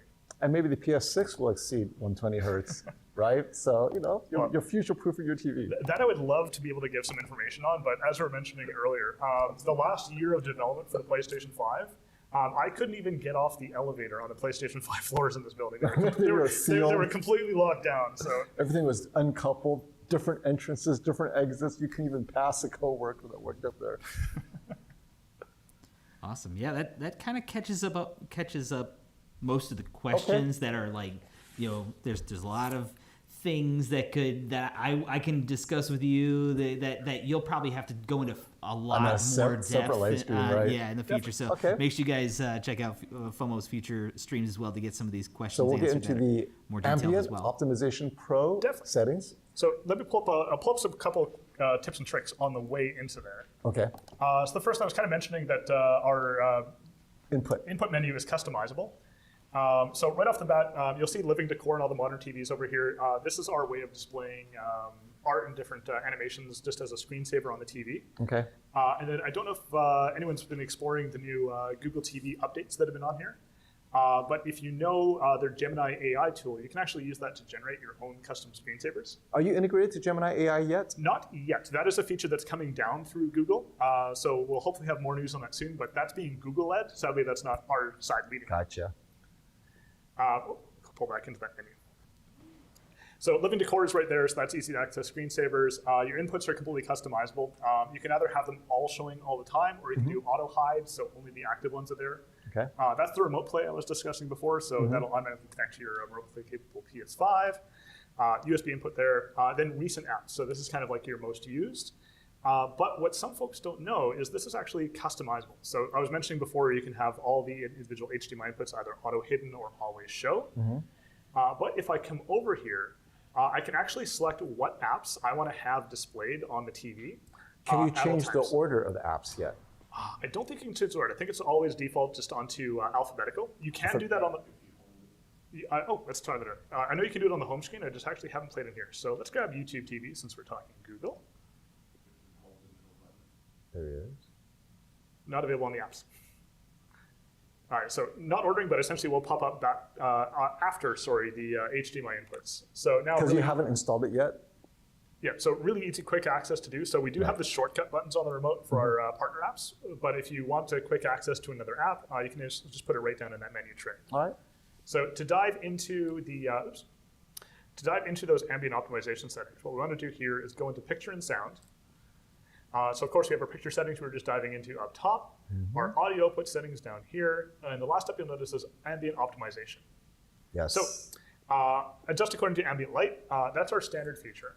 Now this is a little bit different than a lot of the ambient light features that have gotten kind of not overly positive reviews you'll see out there. A lot of people just go in and might say, hey, turn all your ambient light sensing features off. Yeah. Where a lot of that is coming from is a lot of versions of ambient light sensing on the market are instantaneous. So if, for example, maybe someone turns on a kitchen light behind you, that TV will see it and immediately crank the brightness to match that. So it's like almost fluttering, and they turn off the lights, and it's going up and down. Yeah, okay. And I've seen some other versions of it out there where if you have, for example, if you look at our display right now, we have the soundbar and the entertainment console in front of the TV. The TV's light reflecting off of those would have tricked different versions of light sensors out there as well. So for those wondering, right, the sensor is down here. So don't block the sensor with your sound bar. Yeah, and most of the Sony TVs do have a soundbar position, so they're designed to clear most standard soundbar heights. I think it's up to 3.5 inches, if I remember. Okay. Don't want to dive too much into those numbers right now. The changes we've made on our ambient light sensing, it's a much more gradual approach, and it's focused primarily around image accuracy. It's not about immediately matching room brightness and getting as bright as possible. It's a nice gradual turn. So the idea is, especially in our standard mode where this is on by default, kids are watching cartoons during the day, or you've got a NFL game on, right. That is going to respond to that bright daylight, be great all day.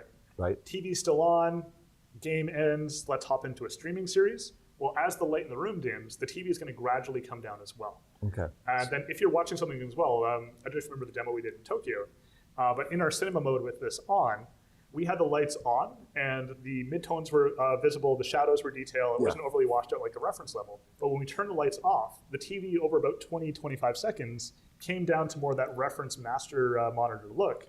And it wasn't that instantaneous jarring change. Okay. And it goes the same thing the other way. If someone in the room accidentally turns on the lights, your TV's not immediately going to flash up to full brightness and stay there. It's going to go, oh, hey, the lights are on.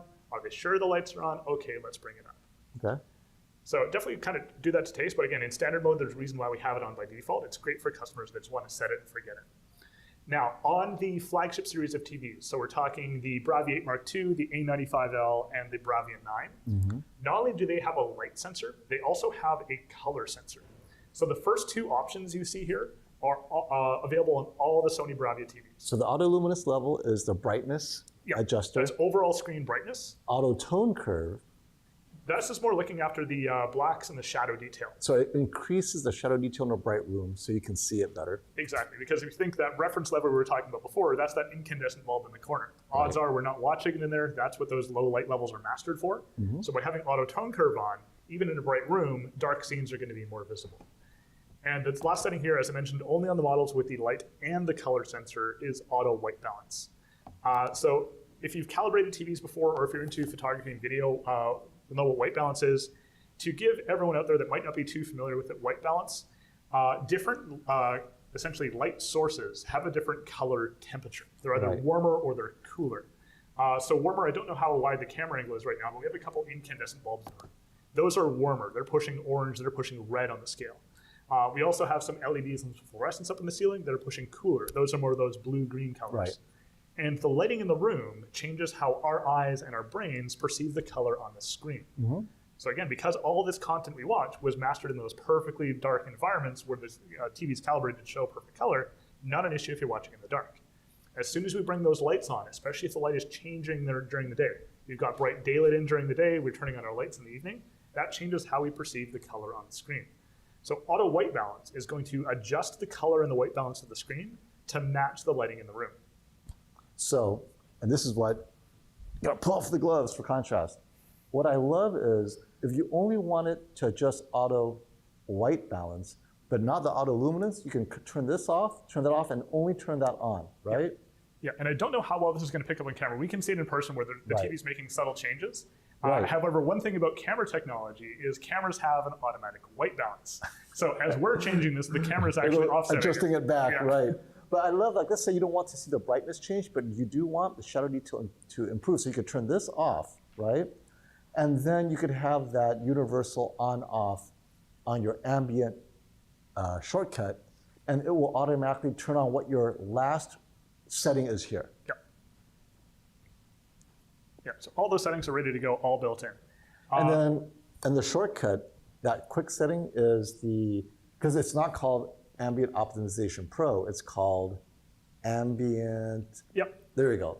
Adjust according to ambient light. So technically, this is turning on your Ambient Optimization Pro. So this is actually just the light sensor itself, not the color sensor. The color sensor, just because it is going to make a, depending on your perception, more drastic change to the picture, that is still adjusted in those ambient optimization settings. This is primarily just the light sensor built in here. Okay, so if you turn that off, the other one's still on? Yeah, they're independent settings. So it's also I noticed, because when I turn that one off, it turns the other one off. Oh, let me double check. I might be thinking the old Yeah, version that's what I'm of saying. ambient So, yeah, if you turn that off, it appears to turn the other one dive off. into this one here. Yeah, I might be thinking of the old series. Let's just confirm here. Is Fomo going to pull one over on JT? Ah, yes. So it is all disabled. It's So an you got me there. Well done. on. I taught him something. Perfect. And the last one here, just to adjust it here, the things like adjusting for viewing position, that's a functionality of the Bravia cam. So that's something that a tool we can use for. Wait. Bravia Cam shout out. There are people waiting for us to mention Bravia Cam. Yeah. That is it. So Bravia Cam is not only a webcam for Google TV apps that support webcam-based activities, but it also has some ambient optimization features. So it's essentially giving you a larger light sensor to work with, so it'll do an even better job at things like automatic brightness, auto tone curve, color adjustment. But it also has a couple things where it can actually detect glare in the room. So if it detects a very bright light source pointing at the TV, it'll actually kind of do a further adjustment to help out with that brightness instead of just the room light level. Interesting. So actually looking at glare. The other thing is actually adjusting according to viewing position. So I should be pulling out my Bravia Cam from the box and using it. Definitely. It's actually with some on-screen displays because it's actually using essentially face detection to see where you're sitting in the room. Okay. So it not only adjusts in terms of screen brightness depending on your viewing position, Right. But with the, again, this is for the built-in TV speakers, it can Yeah. actually adjust the sound position and the voice depending on where you are in the room. So we can safely say that Sony over-engineered their feature that no one bothered to use, which is so sad. Well, the wild thing is like in the standard picture modes, your ambient optimization features are always on. So the light sensor on all models, Okay. the color sensor on these, and then Bravia Cam takes it up to that next level. To the next level. So really starting with a good foundation, but again, what I mentioned before, that standard mode is where the vast majority of customers are leaving their TV. So Yeah, we look at a fair lot enough. of capabilities to make sure that not only is that going to be a great viewing experience for customers, but it's also still maintaining that creative intent. Best standard mode in the business. As you saw yourself upstairs. Yeah. No, the standard mode looks like a bright professional mode. Yeah. Okay, so it's slightly cooler, which a lot of people feel is more natural. I mean, most consumers, when you put them in filmmaker, like, why is everything so yellow? I don't like it, right? So I get it. You're basically catering to their taste, and they know that the film or the professional mode or the cinema mode is available to them. So yeah, I get it. And then that's where we've also, since 2018, been working on those studio calibrated modes. So we started off with Netflix calibrated modes. We actually work very closely with Netflix on many different levels. The Cinemotion cameras are actually Netflix recommended production devices. As I mentioned before, they have the crystal LED in the studios.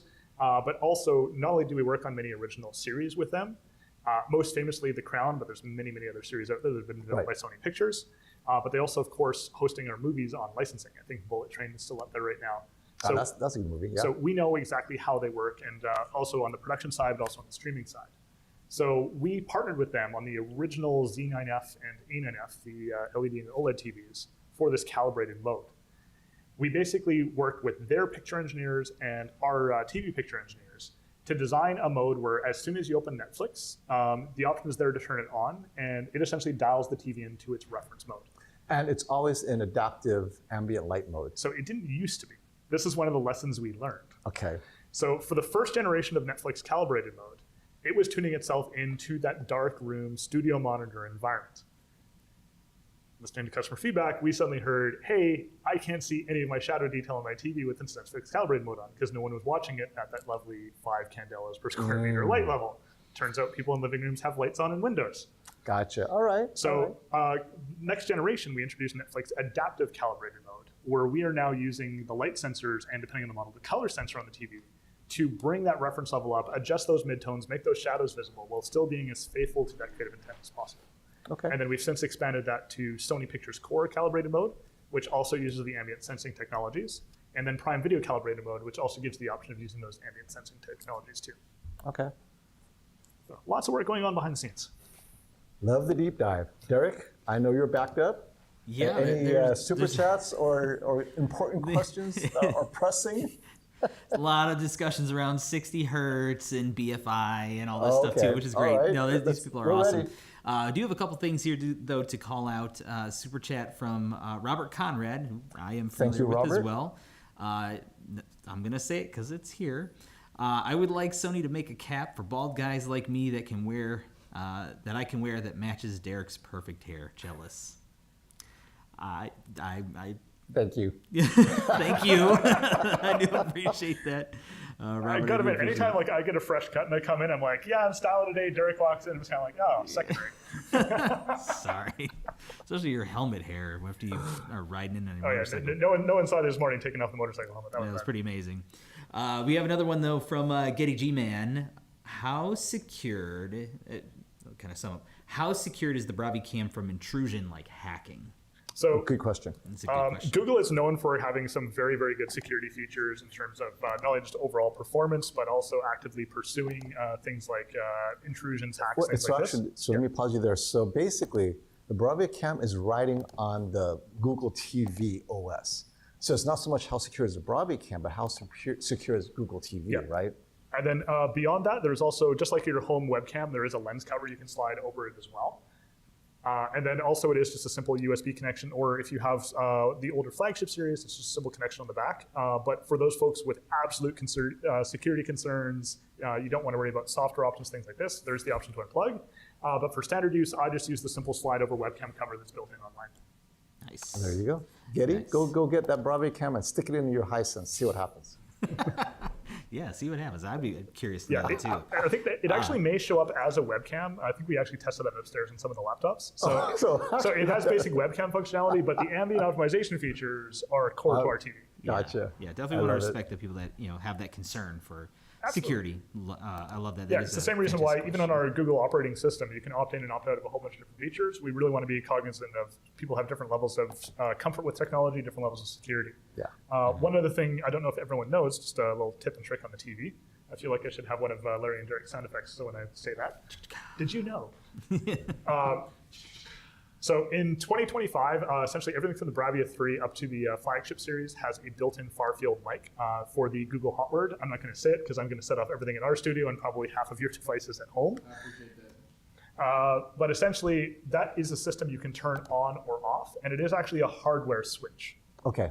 So not only is it a software enable disable, but there's actually a hardware switch for the microphone on the TV. So if you turn that off, no matter how talented someone in software is, they're not turning that microphone. It's a hard off of the microphone on the TV. Exactly. Okay. And you're looking at me again. All right. A couple questions came up about the XR processor, and I'll read this one specifically. A couple did come up. This is from Liberty Hour. Is the XR processor in the Bravia 8 Mark II actually different hardware than the A95L? Firmware? That is a good question. That's a great Firmware, question. hardware, software, because we've said many times that the Bravia 8 Mark II is a successor to the A95L, but does that mean it has better processing, next generation processing, not the panel? Yeah. So one of the things about XR, and this is something that I take back to Tokyo almost every single meeting I have with them, they're very reluctant to name something like a Generation 2, Generation 3, Mark 3, Mark 4, Mark 5. They're always a little reluctant to do that unless there is this, for lack of a better word, a quantum shift in processing and architecture. So even though the XR we first debuted on, I want to say it was the 2021 model series, we've been constantly adding features and tweaking it every single generation. Things like adding XR clear image a few years ago, AI scene recognition in the past couple of years as well. But the other thing about XR is it is precisely tuned to the display technology in that TV. So even though the Bravia 9 and the Bravia 8 Mark II both have XR processors, they're actually tuned differently to run not only different technologies, OLED versus mini LED, but then they go beyond that because with Bravia 9, it's not just an LED. Right. It's using quantum dots with XR Triluminous Pro. It has the driver ICs and XR backlight master drive. So the Bravia 8 Mark II would be taking advantage of the next generation panel Exactly. that they're using with Samsung, maybe maximizing its sealing capabilities or whatnot. So the answer is yes, it's better than the A95L. Always. Awesome. And to kind of follow up with that, sort of along the same line, another one from Liberty Hour. If you find an A95L manufactured in 2025, does it still have the Gen 2 panel, not Gen 4 of Bravia 8 Mark II? Because I expect that's a question that a lot of people are thinking. Yeah, so generations is not something that our engineers even disclose to us. Quite honestly, when the Bravia 8 Mark II was announced back for us in the media event in Tokyo, we saw it come up that, hey, this is the next generation QD-OLED panel, and we went, wait, you guys are actually saying that now? They're very closed, very tight-lipped when it comes to what generation of what technology in terms of panels we're using. The best way to say it would be the A95L The panel performance in terms of brightness, in terms of color volume, is consistent throughout the entire A95L series. So from its introduction 2 years ago to today, take the two, it would look exactly the same. Yes. Okay. Awesome. Love it. All right, let me catch up on how to do this stuff here. I did want to bring this one up, though, too, because we were talking about the ambient light sensor, its placement, so don't put your soundbar in front of it. And the question from Tanvir came up, how about TV manufacturers make a soundbar-friendly TV stand? And I was kind of thinking that many people don't know about the adjustment options. Definitely. So in the Bravia lineup, if we're talking 2025, the Bravia 5, the Bravia 7, the Bravia 8, the Bravia 8 Mark II, the Bravia 9, all actually have multiple stand positions to accommodate a soundbar. So I don't know if we can cut to the one showing the Bravia 8 Mark II right now. John, can we get that up on screen? Sorry, flying blind here. But right now, that is actually in its soundbar configuration stand design. Which is the highest it'll go? Yep. Okay. So it raises it up. I'm trying to remember the exact measurements. It's somewhere in the ballpark of 3 inches. I'm trying to remember the details off my cut sheets. You've got me there today. But it's basically designed to accommodate most standard soundbars, everything in the Sony soundbar range. So that's the Bravia Theater Bar 8 in front of it right now. But it also accommodates the Bravia Theater Bar 9, the Bar 6, the System 6. So they're engineered to kind of work in tandem together. Because one of the things about the Sony soundbars, especially when it comes to the new Bravia Theater line, there's a number of features in the TV. I don't know if we actually have this one hooked up. Let me take a look. There we go. So the soundbar's not on right now, but this will kind of show you the features that populate. So they actually are working in tandem. So your sound field is kind of adjusting your 360 spatial sound mapping. The kind of so the TV is working with the soundbar for the spatial sound mapping. Okay. Yeah, because we're powered off right now, these modes aren't active. But if the soundbar was powered on, ready to go, we're just doing it so we don't kill the mics in the room. But this is all soundbar specific controls. Actually, let's do this. Is it going to detect? We would have to mute this here in just a second. Oh no, it is powered off. So should the soundbar be powered on, you'd also have night mode, which is essentially your sound dynamic range. So if you're in a condo or an apartment, or the family's gone to bed, you want to watch something, this changes the dynamic range of the sound. Less sound travels through walls. You're still enjoying clear dialogue, clear surround at a good level. But also your bass adjustment, either the internal bass built into the bar, or if you have an external sub, can be adjusted here. The rear level can be adjusted here. But the big change we've made in the last 2 years, incorporating the Bravia Theater soundbars and items like the quad as well with the TVs, is the voice zoom feature. So that voice zoom 3 is actually a function of the XR processor in the TV that is essentially telling the soundbar how to process this information. Okay. Because so it elevates the dialogue, the vocal range. Yeah, so it does have a soundbar position, but keep in mind there are also specific tie-ins with the Bravia Theater bars that the TV and the soundbar work together. Also, it's all unified now in one app. So the Bravia Connect app not only allows you to control the individual TV settings, also it helps you set up and calibrate your soundbar, but also allows you to individually adjust soundbar settings. One other thing I really like about the Bravia Connect app now, again, we're listening to feedback, is it will display your video quality, it will display your sound quality. 4K, HDR, Dolby Vision, it's on the Bravia Connect app. Exactly, so I can ensure there. So for myself, when I'm setting up for trade shows or that theater you got to experience today, I can make sure that when I've got my media player connected, I'm watching a scene I want to demo, I'm not getting PCM or I'm not getting downsampled Dolby Digital, I'm getting full Dolby True HD, Dolby Atmos. Or if I'm watching something IMAX enhanced, I can make sure I'm getting IMAX DTSX. So it'll identify Dolby Digital Plus or True HD Dolby? Yep. Yeah, it'll tell you, hey, this is Atmos, you're good to go. Or, hey, you're getting PCM, you might want to check something out. Okay. That happened to me a few weeks ago because someone turned my media player to PCM for a show. Why, I don't know. Well, I have a question, and this, well, maybe more of a complaint. Some people are saying that the stand is too wide and there's no longer an option to narrow it. What was the logic behind taking away the center stand option? So it all depends on the individual TV chassis. So in the case of the chassis that's actually very similarly shared between the A95L and the Bravia 2, in the 55 and 65 inch, there are some internal components there. The engineers weren't comfortable moving to one side or the other for engineering reasons. I haven't dove in too deep into that. But just there was some internal parts on there that they weren't comfortable having that middle position for in our market. Okay. But other models do have the 4-position stand, like the Bravia 7, the Bravia 9. But at least that explanation makes sense, not because we thought it looked better, but you couldn't move the internal whatever that's in the TV, so you have to on the outside. Yeah. Okay. Yeah, that's one of the things I love talking about our design and engineering teams is like we have some very premium designs for our TVs and our audio products, but they're always being led by the engineers. Yeah. It's not, hey, let's make a thin TV and see what kind of performance we can get out of it. It's let's make a great performing TV and then see how elegant we can make it look. So the designers work around what engineering has given them. And this is what they gave them. You got to put the stands on the outside. Gotcha. Yeah, so anytime, like, especially I hear feedback too about the Bravia 9, like, hey, the Bravia 9 is a little thicker than some other mini LED TVs in the market. It's like, well, in order to get the Bravia 9 level performance, that's the chassis we Well, the needed to do. audio, you want the audio louder, it's got to be a little bit thicker. Exactly. Full fitting in those beam tweeters, frame tweet, like everything.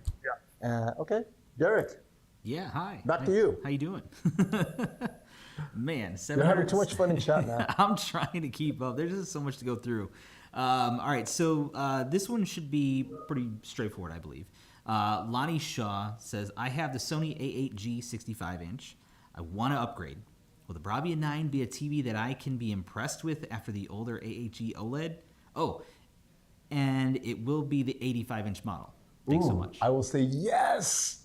Going in that size, and assuming your room's a little bit bright too, that size, that impact, and if you watch any HDR content, I can confidently say, man, because I think the Bravia 9 is very close to OLED performance, especially in a brighter room, because you're not, the infinite contrast benefit of OLED, you really need to be in a dark room to fully appreciate it, right? But in a bright room, it's a great equalizer, and then the size impact, I say I'm all for it. But JT may disagree. Yeah, no, I as both a Sony employee and also as a TV fan, I would 100% agree.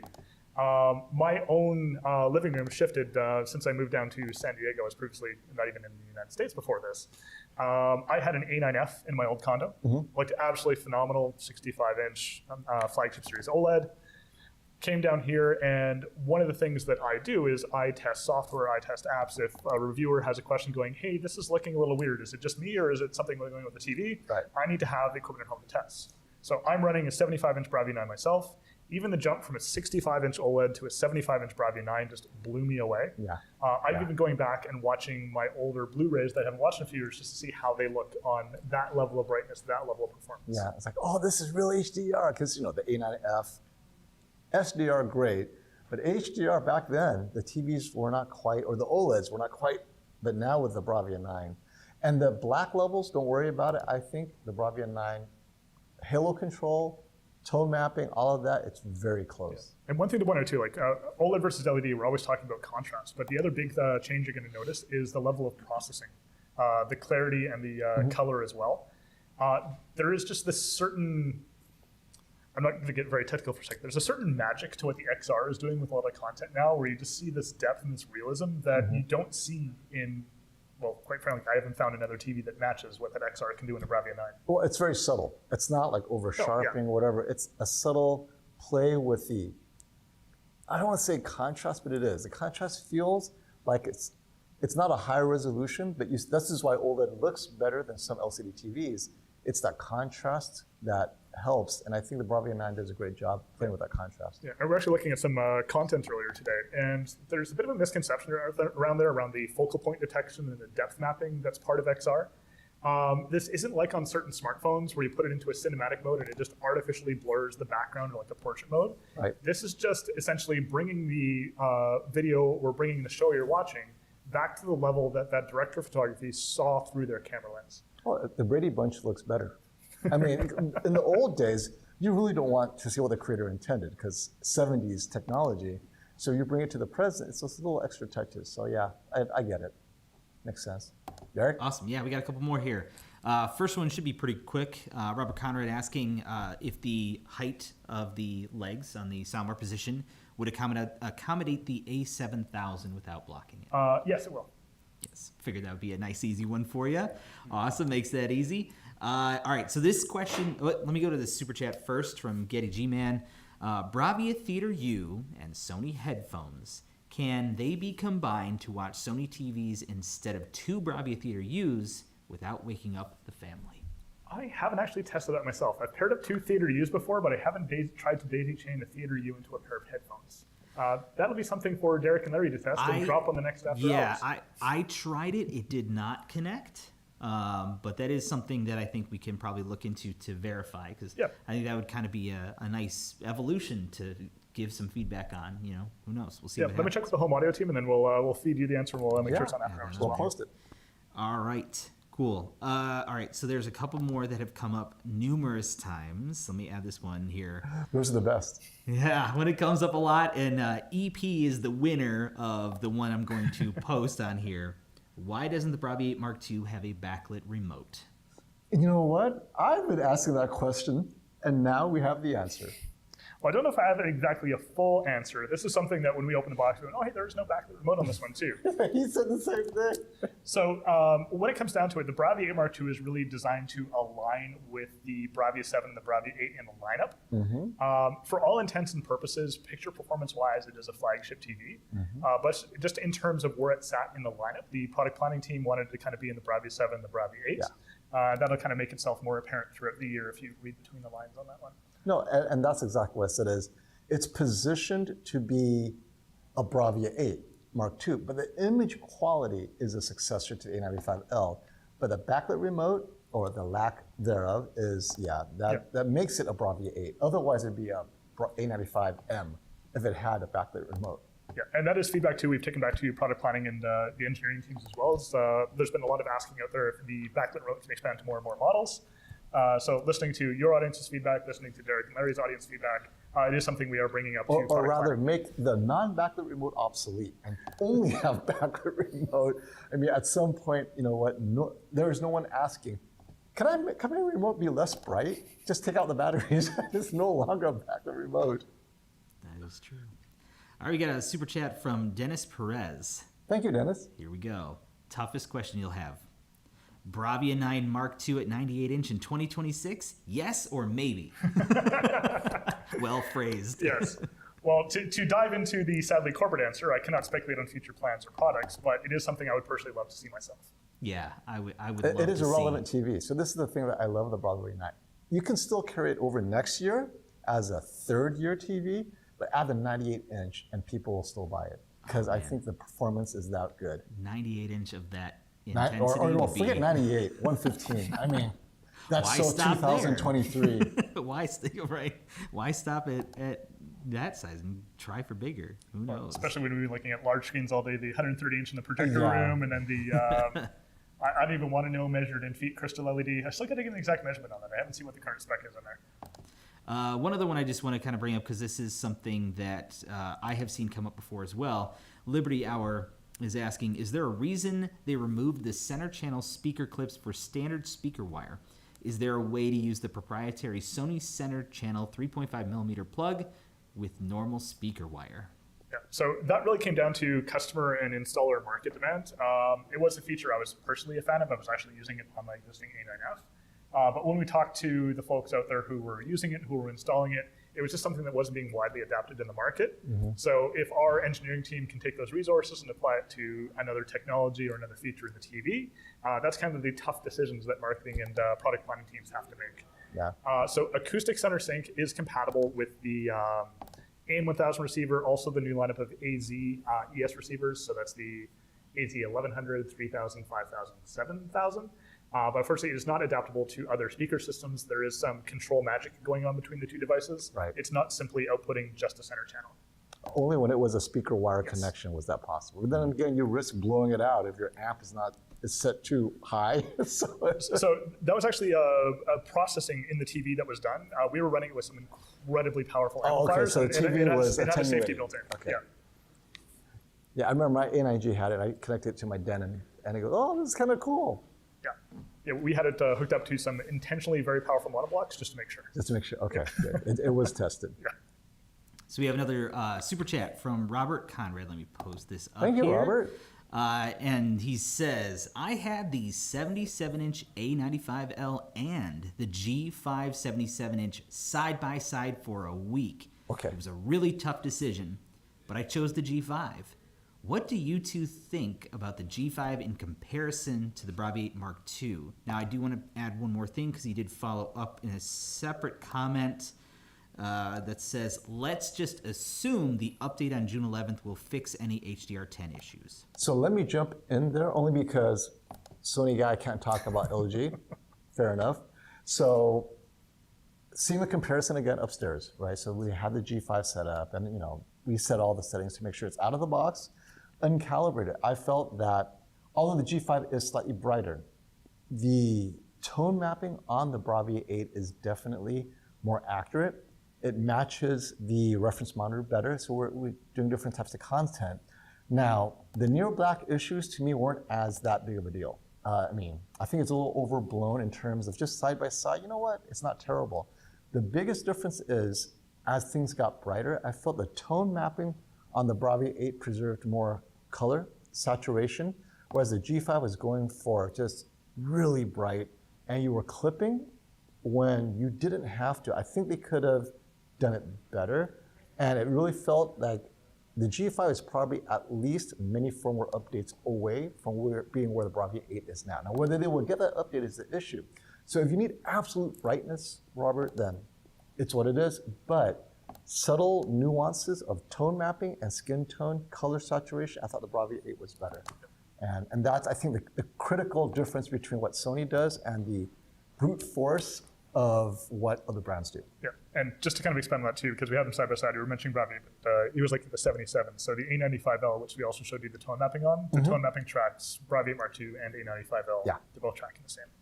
Yeah, no, it's really, what is your use case? If your use case is sports, I need it in vivid mode, the G5 is untouchable. It's my recommended TV for sports watching. But if you're looking at movies, and not just alpha, but because alpha does get bright and it hits it, but then the G5 hits that brightness, but you lose so much color gradation, color gradient detail, but it hits that brightness. So the Bravia 8 doesn't hit that brightness, or the Bravia 8 Mark II, but all the color is there. So you have to choose what you prefer, and at the end of the day, I think that's the big differences right there. Is that higher end, the low end, dark level? It's not terrible. I think the G5 is not one I would reject based on that. Let's talk about the brightness and how sophisticated that tone mapping is. At this stage, the Bravia 8, I think, is beyond that right now. Awesome. Well done. That was well said. Another super chat came in, and I think this will kind of lead into one other thing that did come up, and I want to kind of see how you want to kind of address it as well. Let's do it. So this is from Getty G-Man. Thank you, Getty. Thanks, guys. Very informative, even from JT. Really? Okay. Can't wait for more like this kind of content. Thanks, FOMO. Bravo. Many applause. Well, thank you guys for showing up on a Friday afternoon. I know. And well, how long have we been running? I don't want to. Yeah, it's been a little, just over 2 hours. A little 2 hours. All Yeah. right. I think.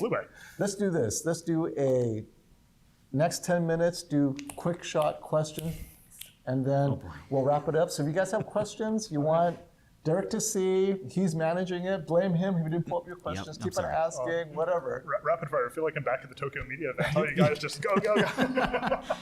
Okay, you're putting me on the spot. All right, let's start with this. He's literally sweating. I am. This is tough because I want to be fair. Wait, I have to say, he's left-handed. I gave him a right-handed mouse to You add gave to the me- complication. And it's not even a mouse; it's like a trackball. The trackball from 1996, maybe? I With don't a know. USB-A connection. I was like, oh my god! I was gonna say, that thing's well traveled. I think I saw it at King of TV in New York. For the last 4 years. Yeah, it's a bi-coastal trackball. We're good to go. Man, we don't have a camera on this thing, but that's a shame. You'll have to show it in the future so I people know will. what's up. All right, let's start with this. Ben Thompson, why have you? I know some of these we're revisiting. Some people Okay. have jumped in. Why have you not replaced the Sony A90K from 2022?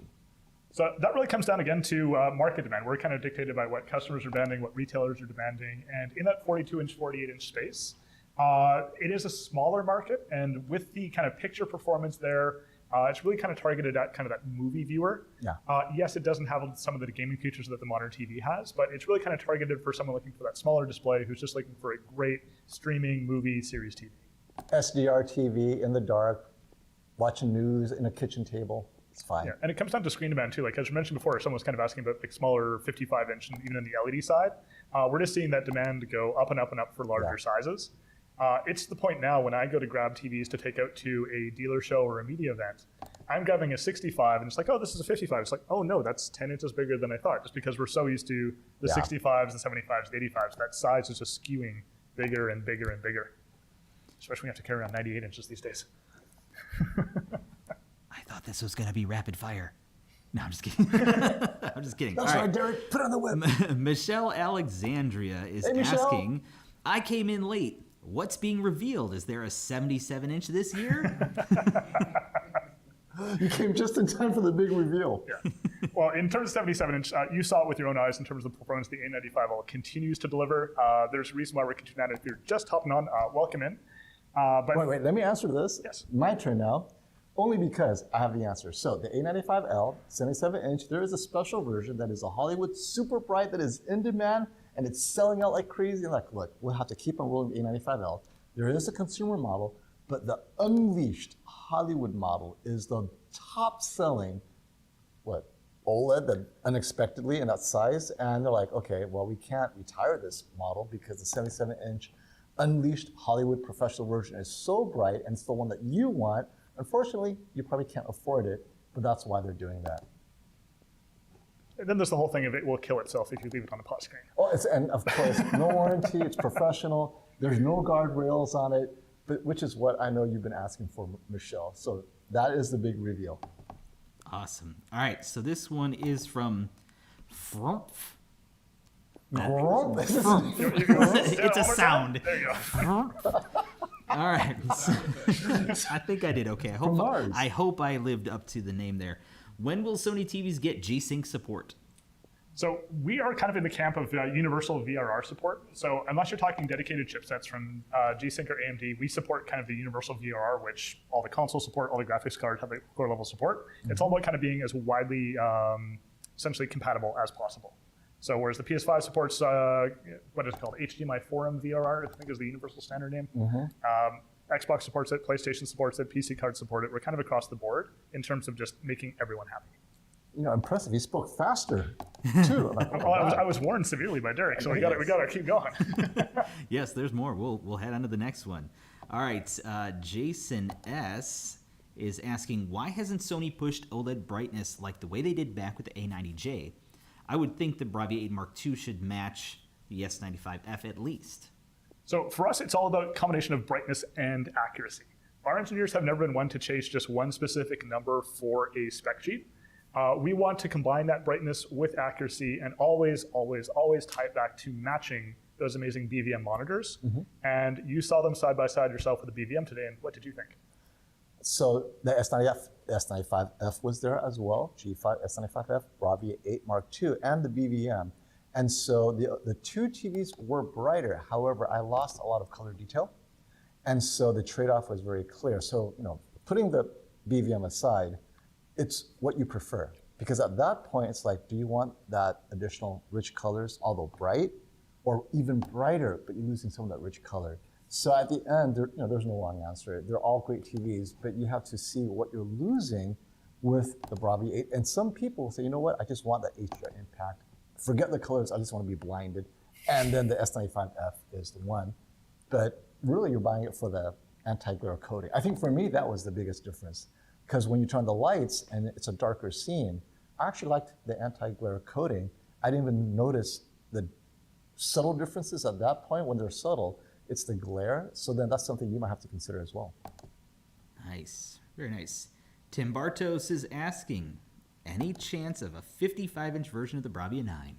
So not at this time. It really comes down again to that market demand where we see kind of these premium flagship TVs being wanted in 65, 75, 85, and we already had the question of, well, where's the 98-inch? So as of right now, no plans for 55, but it is, again, feedback we take back to the product planning team. So any comments like that, drop them on Fomo stream, pop in with Larry and Derek on the after hours support. Just let us know what you're thinking, and we can feed that back to product planning and engineering. Nice and quick, too. All right, Ernest C. I feel like I'm being treated. Any chance of having picture-in-picture features in future Sony TV? So picture-in-picture is a challenge, and it's kind of comes down to not only TV settings, but more importantly, it comes down to kind of content control, copyright, licensing for different formats and different audio codecs as well. So where it was primarily a function of cable boxes before, it's always the expectation, well, where's that going in a TV? And it comes down to everyone wants their format, everyone wants their content to be center stage and not share it with anyone else. You know, I never thought of that as an answer. That's an excellent reason. Now I'm going to keep that in mind. That'll be my default answer. IP being what it is. I'm sorry, man.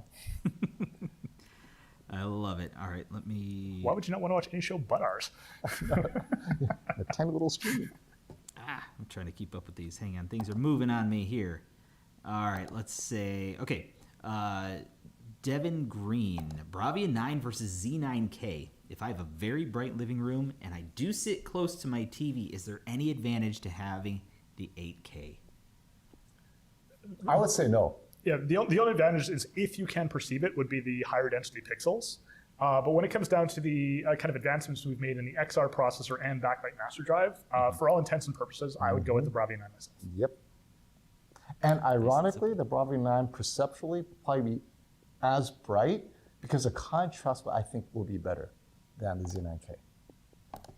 Awesome. So that mostly catches us All up. right, but then. I think if there's anything, I know there are some people that are making comments about why you're here. So we'll close with why I'm here. And it's me, actually. Sony's like, hey, why don't you come by and see what we're about? Just give, hey, why don't you come by and see what we're about? Give your audience a chance and yourself to understand Sony's philosophy, its approach, its TVs, and any questions you may have about Sony TVs. And ultimately, I don't know why I'm here in the sense like, well, until I get here, I really don't know what I'm going to ask. And so when I got here, I started asking, well, what about the Bravia cam? What about these settings? And this applies to all the TV brands. It's not unique to Sony. I'm making that offer to all of them because they're actually following kind of Sony's lead. They're doing unique things that they want to define the brand by. I'm doing the same with Samsung. They're really diving hard into AI because Samsung has their own AI division that they are working with others and have their own OS. And they're finding ways to pioneer useful AI, right? And LG is doing its thing with AI, with Copilot and whatnot. And Sony is so much about cinema image quality, but that's such a generic term. I want to be here and say, wait, what does that really mean? I mean, oh, it's so filmic. And so I'm here to get the feel that when I review a Sony TV, I want to review it from the point of view of what did the engineer intend, and did they succeed? Because I don't want to, like Sony's intending for this film experience, and all I'm doing is reviewing sports. They do sports, but you're missing this entire 80% of the cost of investment of what they put into the TV. So knowing where the cost went, that's why I discovered, this Ambient Optimization Pro. That took a lot of investment, and I don't know it well enough. Let me play with it with JT. And then you had the motion. I already have my set it and forget it mentality, but then my setting is not always what you guys want. So I wanted to discover more. Hey, that motion setting, let's dive deep into that. And I discovered, oh my goodness, I didn't know as well as I should that whole Cinemotion managing the entire motion based on how aggressive you want it to be, a completely different dimension of that. So my hope is to discover similar level of details at each of the TV brands. So when I do get the TVs in the future, you guys understand it. And then when you're making a TV decision, you're buying the TV that fits your lifestyle, because not everyone is a film enthusiast like that. Maybe you love reality TV. Sony may or may not be for you because you're looking for something completely different, right? Maybe you're looking for an AI that suggests, well, if you like this reality TV, I got 5 terrible ones for you to watch. I mean, Sony Pictures does Shark Tank. Just putting it out there. And I hope you guys enjoy this approach because these visits, and it changes every year. So this year we're here doing this, then next year it could be completely different, the direction you're taking, because I want Sony to hear your feedback. That's why we have the live stream, because it's very unscripted. And then JT's like, I gotta take, they keep on asking what is HDMI 2.1 and the 48-inch size, right? So you guys are definitely in a unique position to affect change. So yeah, and that's why we're here, affecting change. Awesome. Yeah, and I want to thank you for stopping by, because I think from our perspective, one of the reasons, and we want to understand the feedback. The good and the bad. There's stuff in here that made me feel all warm and fuzzy, and there's some stuff that brought a tear to my eye. The tattoo tear. Yeah, but honestly, all feedback is relevant, and we want to hear this. And you have a very passionate fan base that is awesome, and you get a lot of perspective, and you share a lot of, hey, this is this, and you're very blunt about that, and I appreciate that too. So I appreciate you coming by, and JT, I appreciate you being the resident Can't call you the brain from the north anymore. So I'm the brain from right here now. the brain from here now, yes. But yeah, just to add to that too, thank you for hopping in with us. Always fun to show you around here, hopping on with Larry and Derek last night too. But also everyone out there, thank you so much for your questions. Always love kind of diving into all the different technology we have, getting nerdy, getting that feedback as well that I can bring back to Tokyo and product planning. So really appreciate all the questions and keeping me on my toes. Yeah. You got one more thing? One more super chat came in. One more super chat. I gotta call that out. Wrap it up. Thank you. Getty G-Man is asking, is that a karaoke speaker behind you, Fomo? It's been back there flashing like crazy the whole time. Pay attention to me. Yeah. JT, do you even know what that is? Because I know it's not your category. What is that? Yeah, so that's part of our home audio category. I believe that's the Alt Tower 10, if I'm not Is mistaken. that really a karaoke speaker? It is. It can be. Yeah, it actually has 2 mics. It's a karaoke. Yep, sports, it's 2 really microphones. good. It's a karaoke speaker. I mean, we wouldn't be a Japanese company without hiding a karaoke machine in the back. So yeah. I should have planned a sing outro where we go and start singing an outro man. next time. Yes. We'll choose a song. Maybe a I don't know. Beatles song. After that night in Kabukicho in Tokyo, it was just, not anymore. Yeah, you guys missed it. Vincent singing karaoke. Brian and Vincent singing love songs. Things that will never scrub from my Cannot memory. unsee. Cool. I'll let you wrap up, Well, let and me then wrap I up, don't so- know what happens here. So, You see where it says end stream? nope. Let me show you. real See where quick. it says All right. finish. Well, I'm left all to Yeah, that's myself. it. Okay. All Okay. right. So you let me know. All right, so we are going to wrap it up by saying, until next time, my friends, hey, let me know what other TV brands you want us to visit, as long as they're located somewhere here, unless they fly me to China. I mean, I come back. Unfortunately, if I leave the country, things being what they are. But hey, thank you for showing up. Any questions you have about Sony or anything we talked about, put it in the comments below. I'll read through them. Hopefully I find it, and I'll share it with JT and the team. And until next time, stop the FOMO. You got 2 more super chats. Oh, I got one more super chat? Until after the super chat, we'll stop the FOMO. What you got? All right, so love it. Buddy305 Love says, thank you. We need more of this with FOMO. Yeah, that's great. I love that. And then followed up, this will have to be, if we answer super quick, from Robert Conrad. For the 3 of you, what is your favorite Sony TV available today? I'll just go first. A95L, I have it and I love it and I wouldn't change it at the moment. I will go next, and then we'll leave the last one for JT. My favorite TV that I am watching right now is actually the Bravia 8 Mark II. I really like that TV. All right. Well, I'm surrounded by 2 OLED fans, but I've actually got the 75-inch Bravia 9 in my living room. I get the luxury of rotating TVs every single year. That is unreplaceable in current terms. It's just an absolutely gorgeous TV. It's my favorite one I've ever had.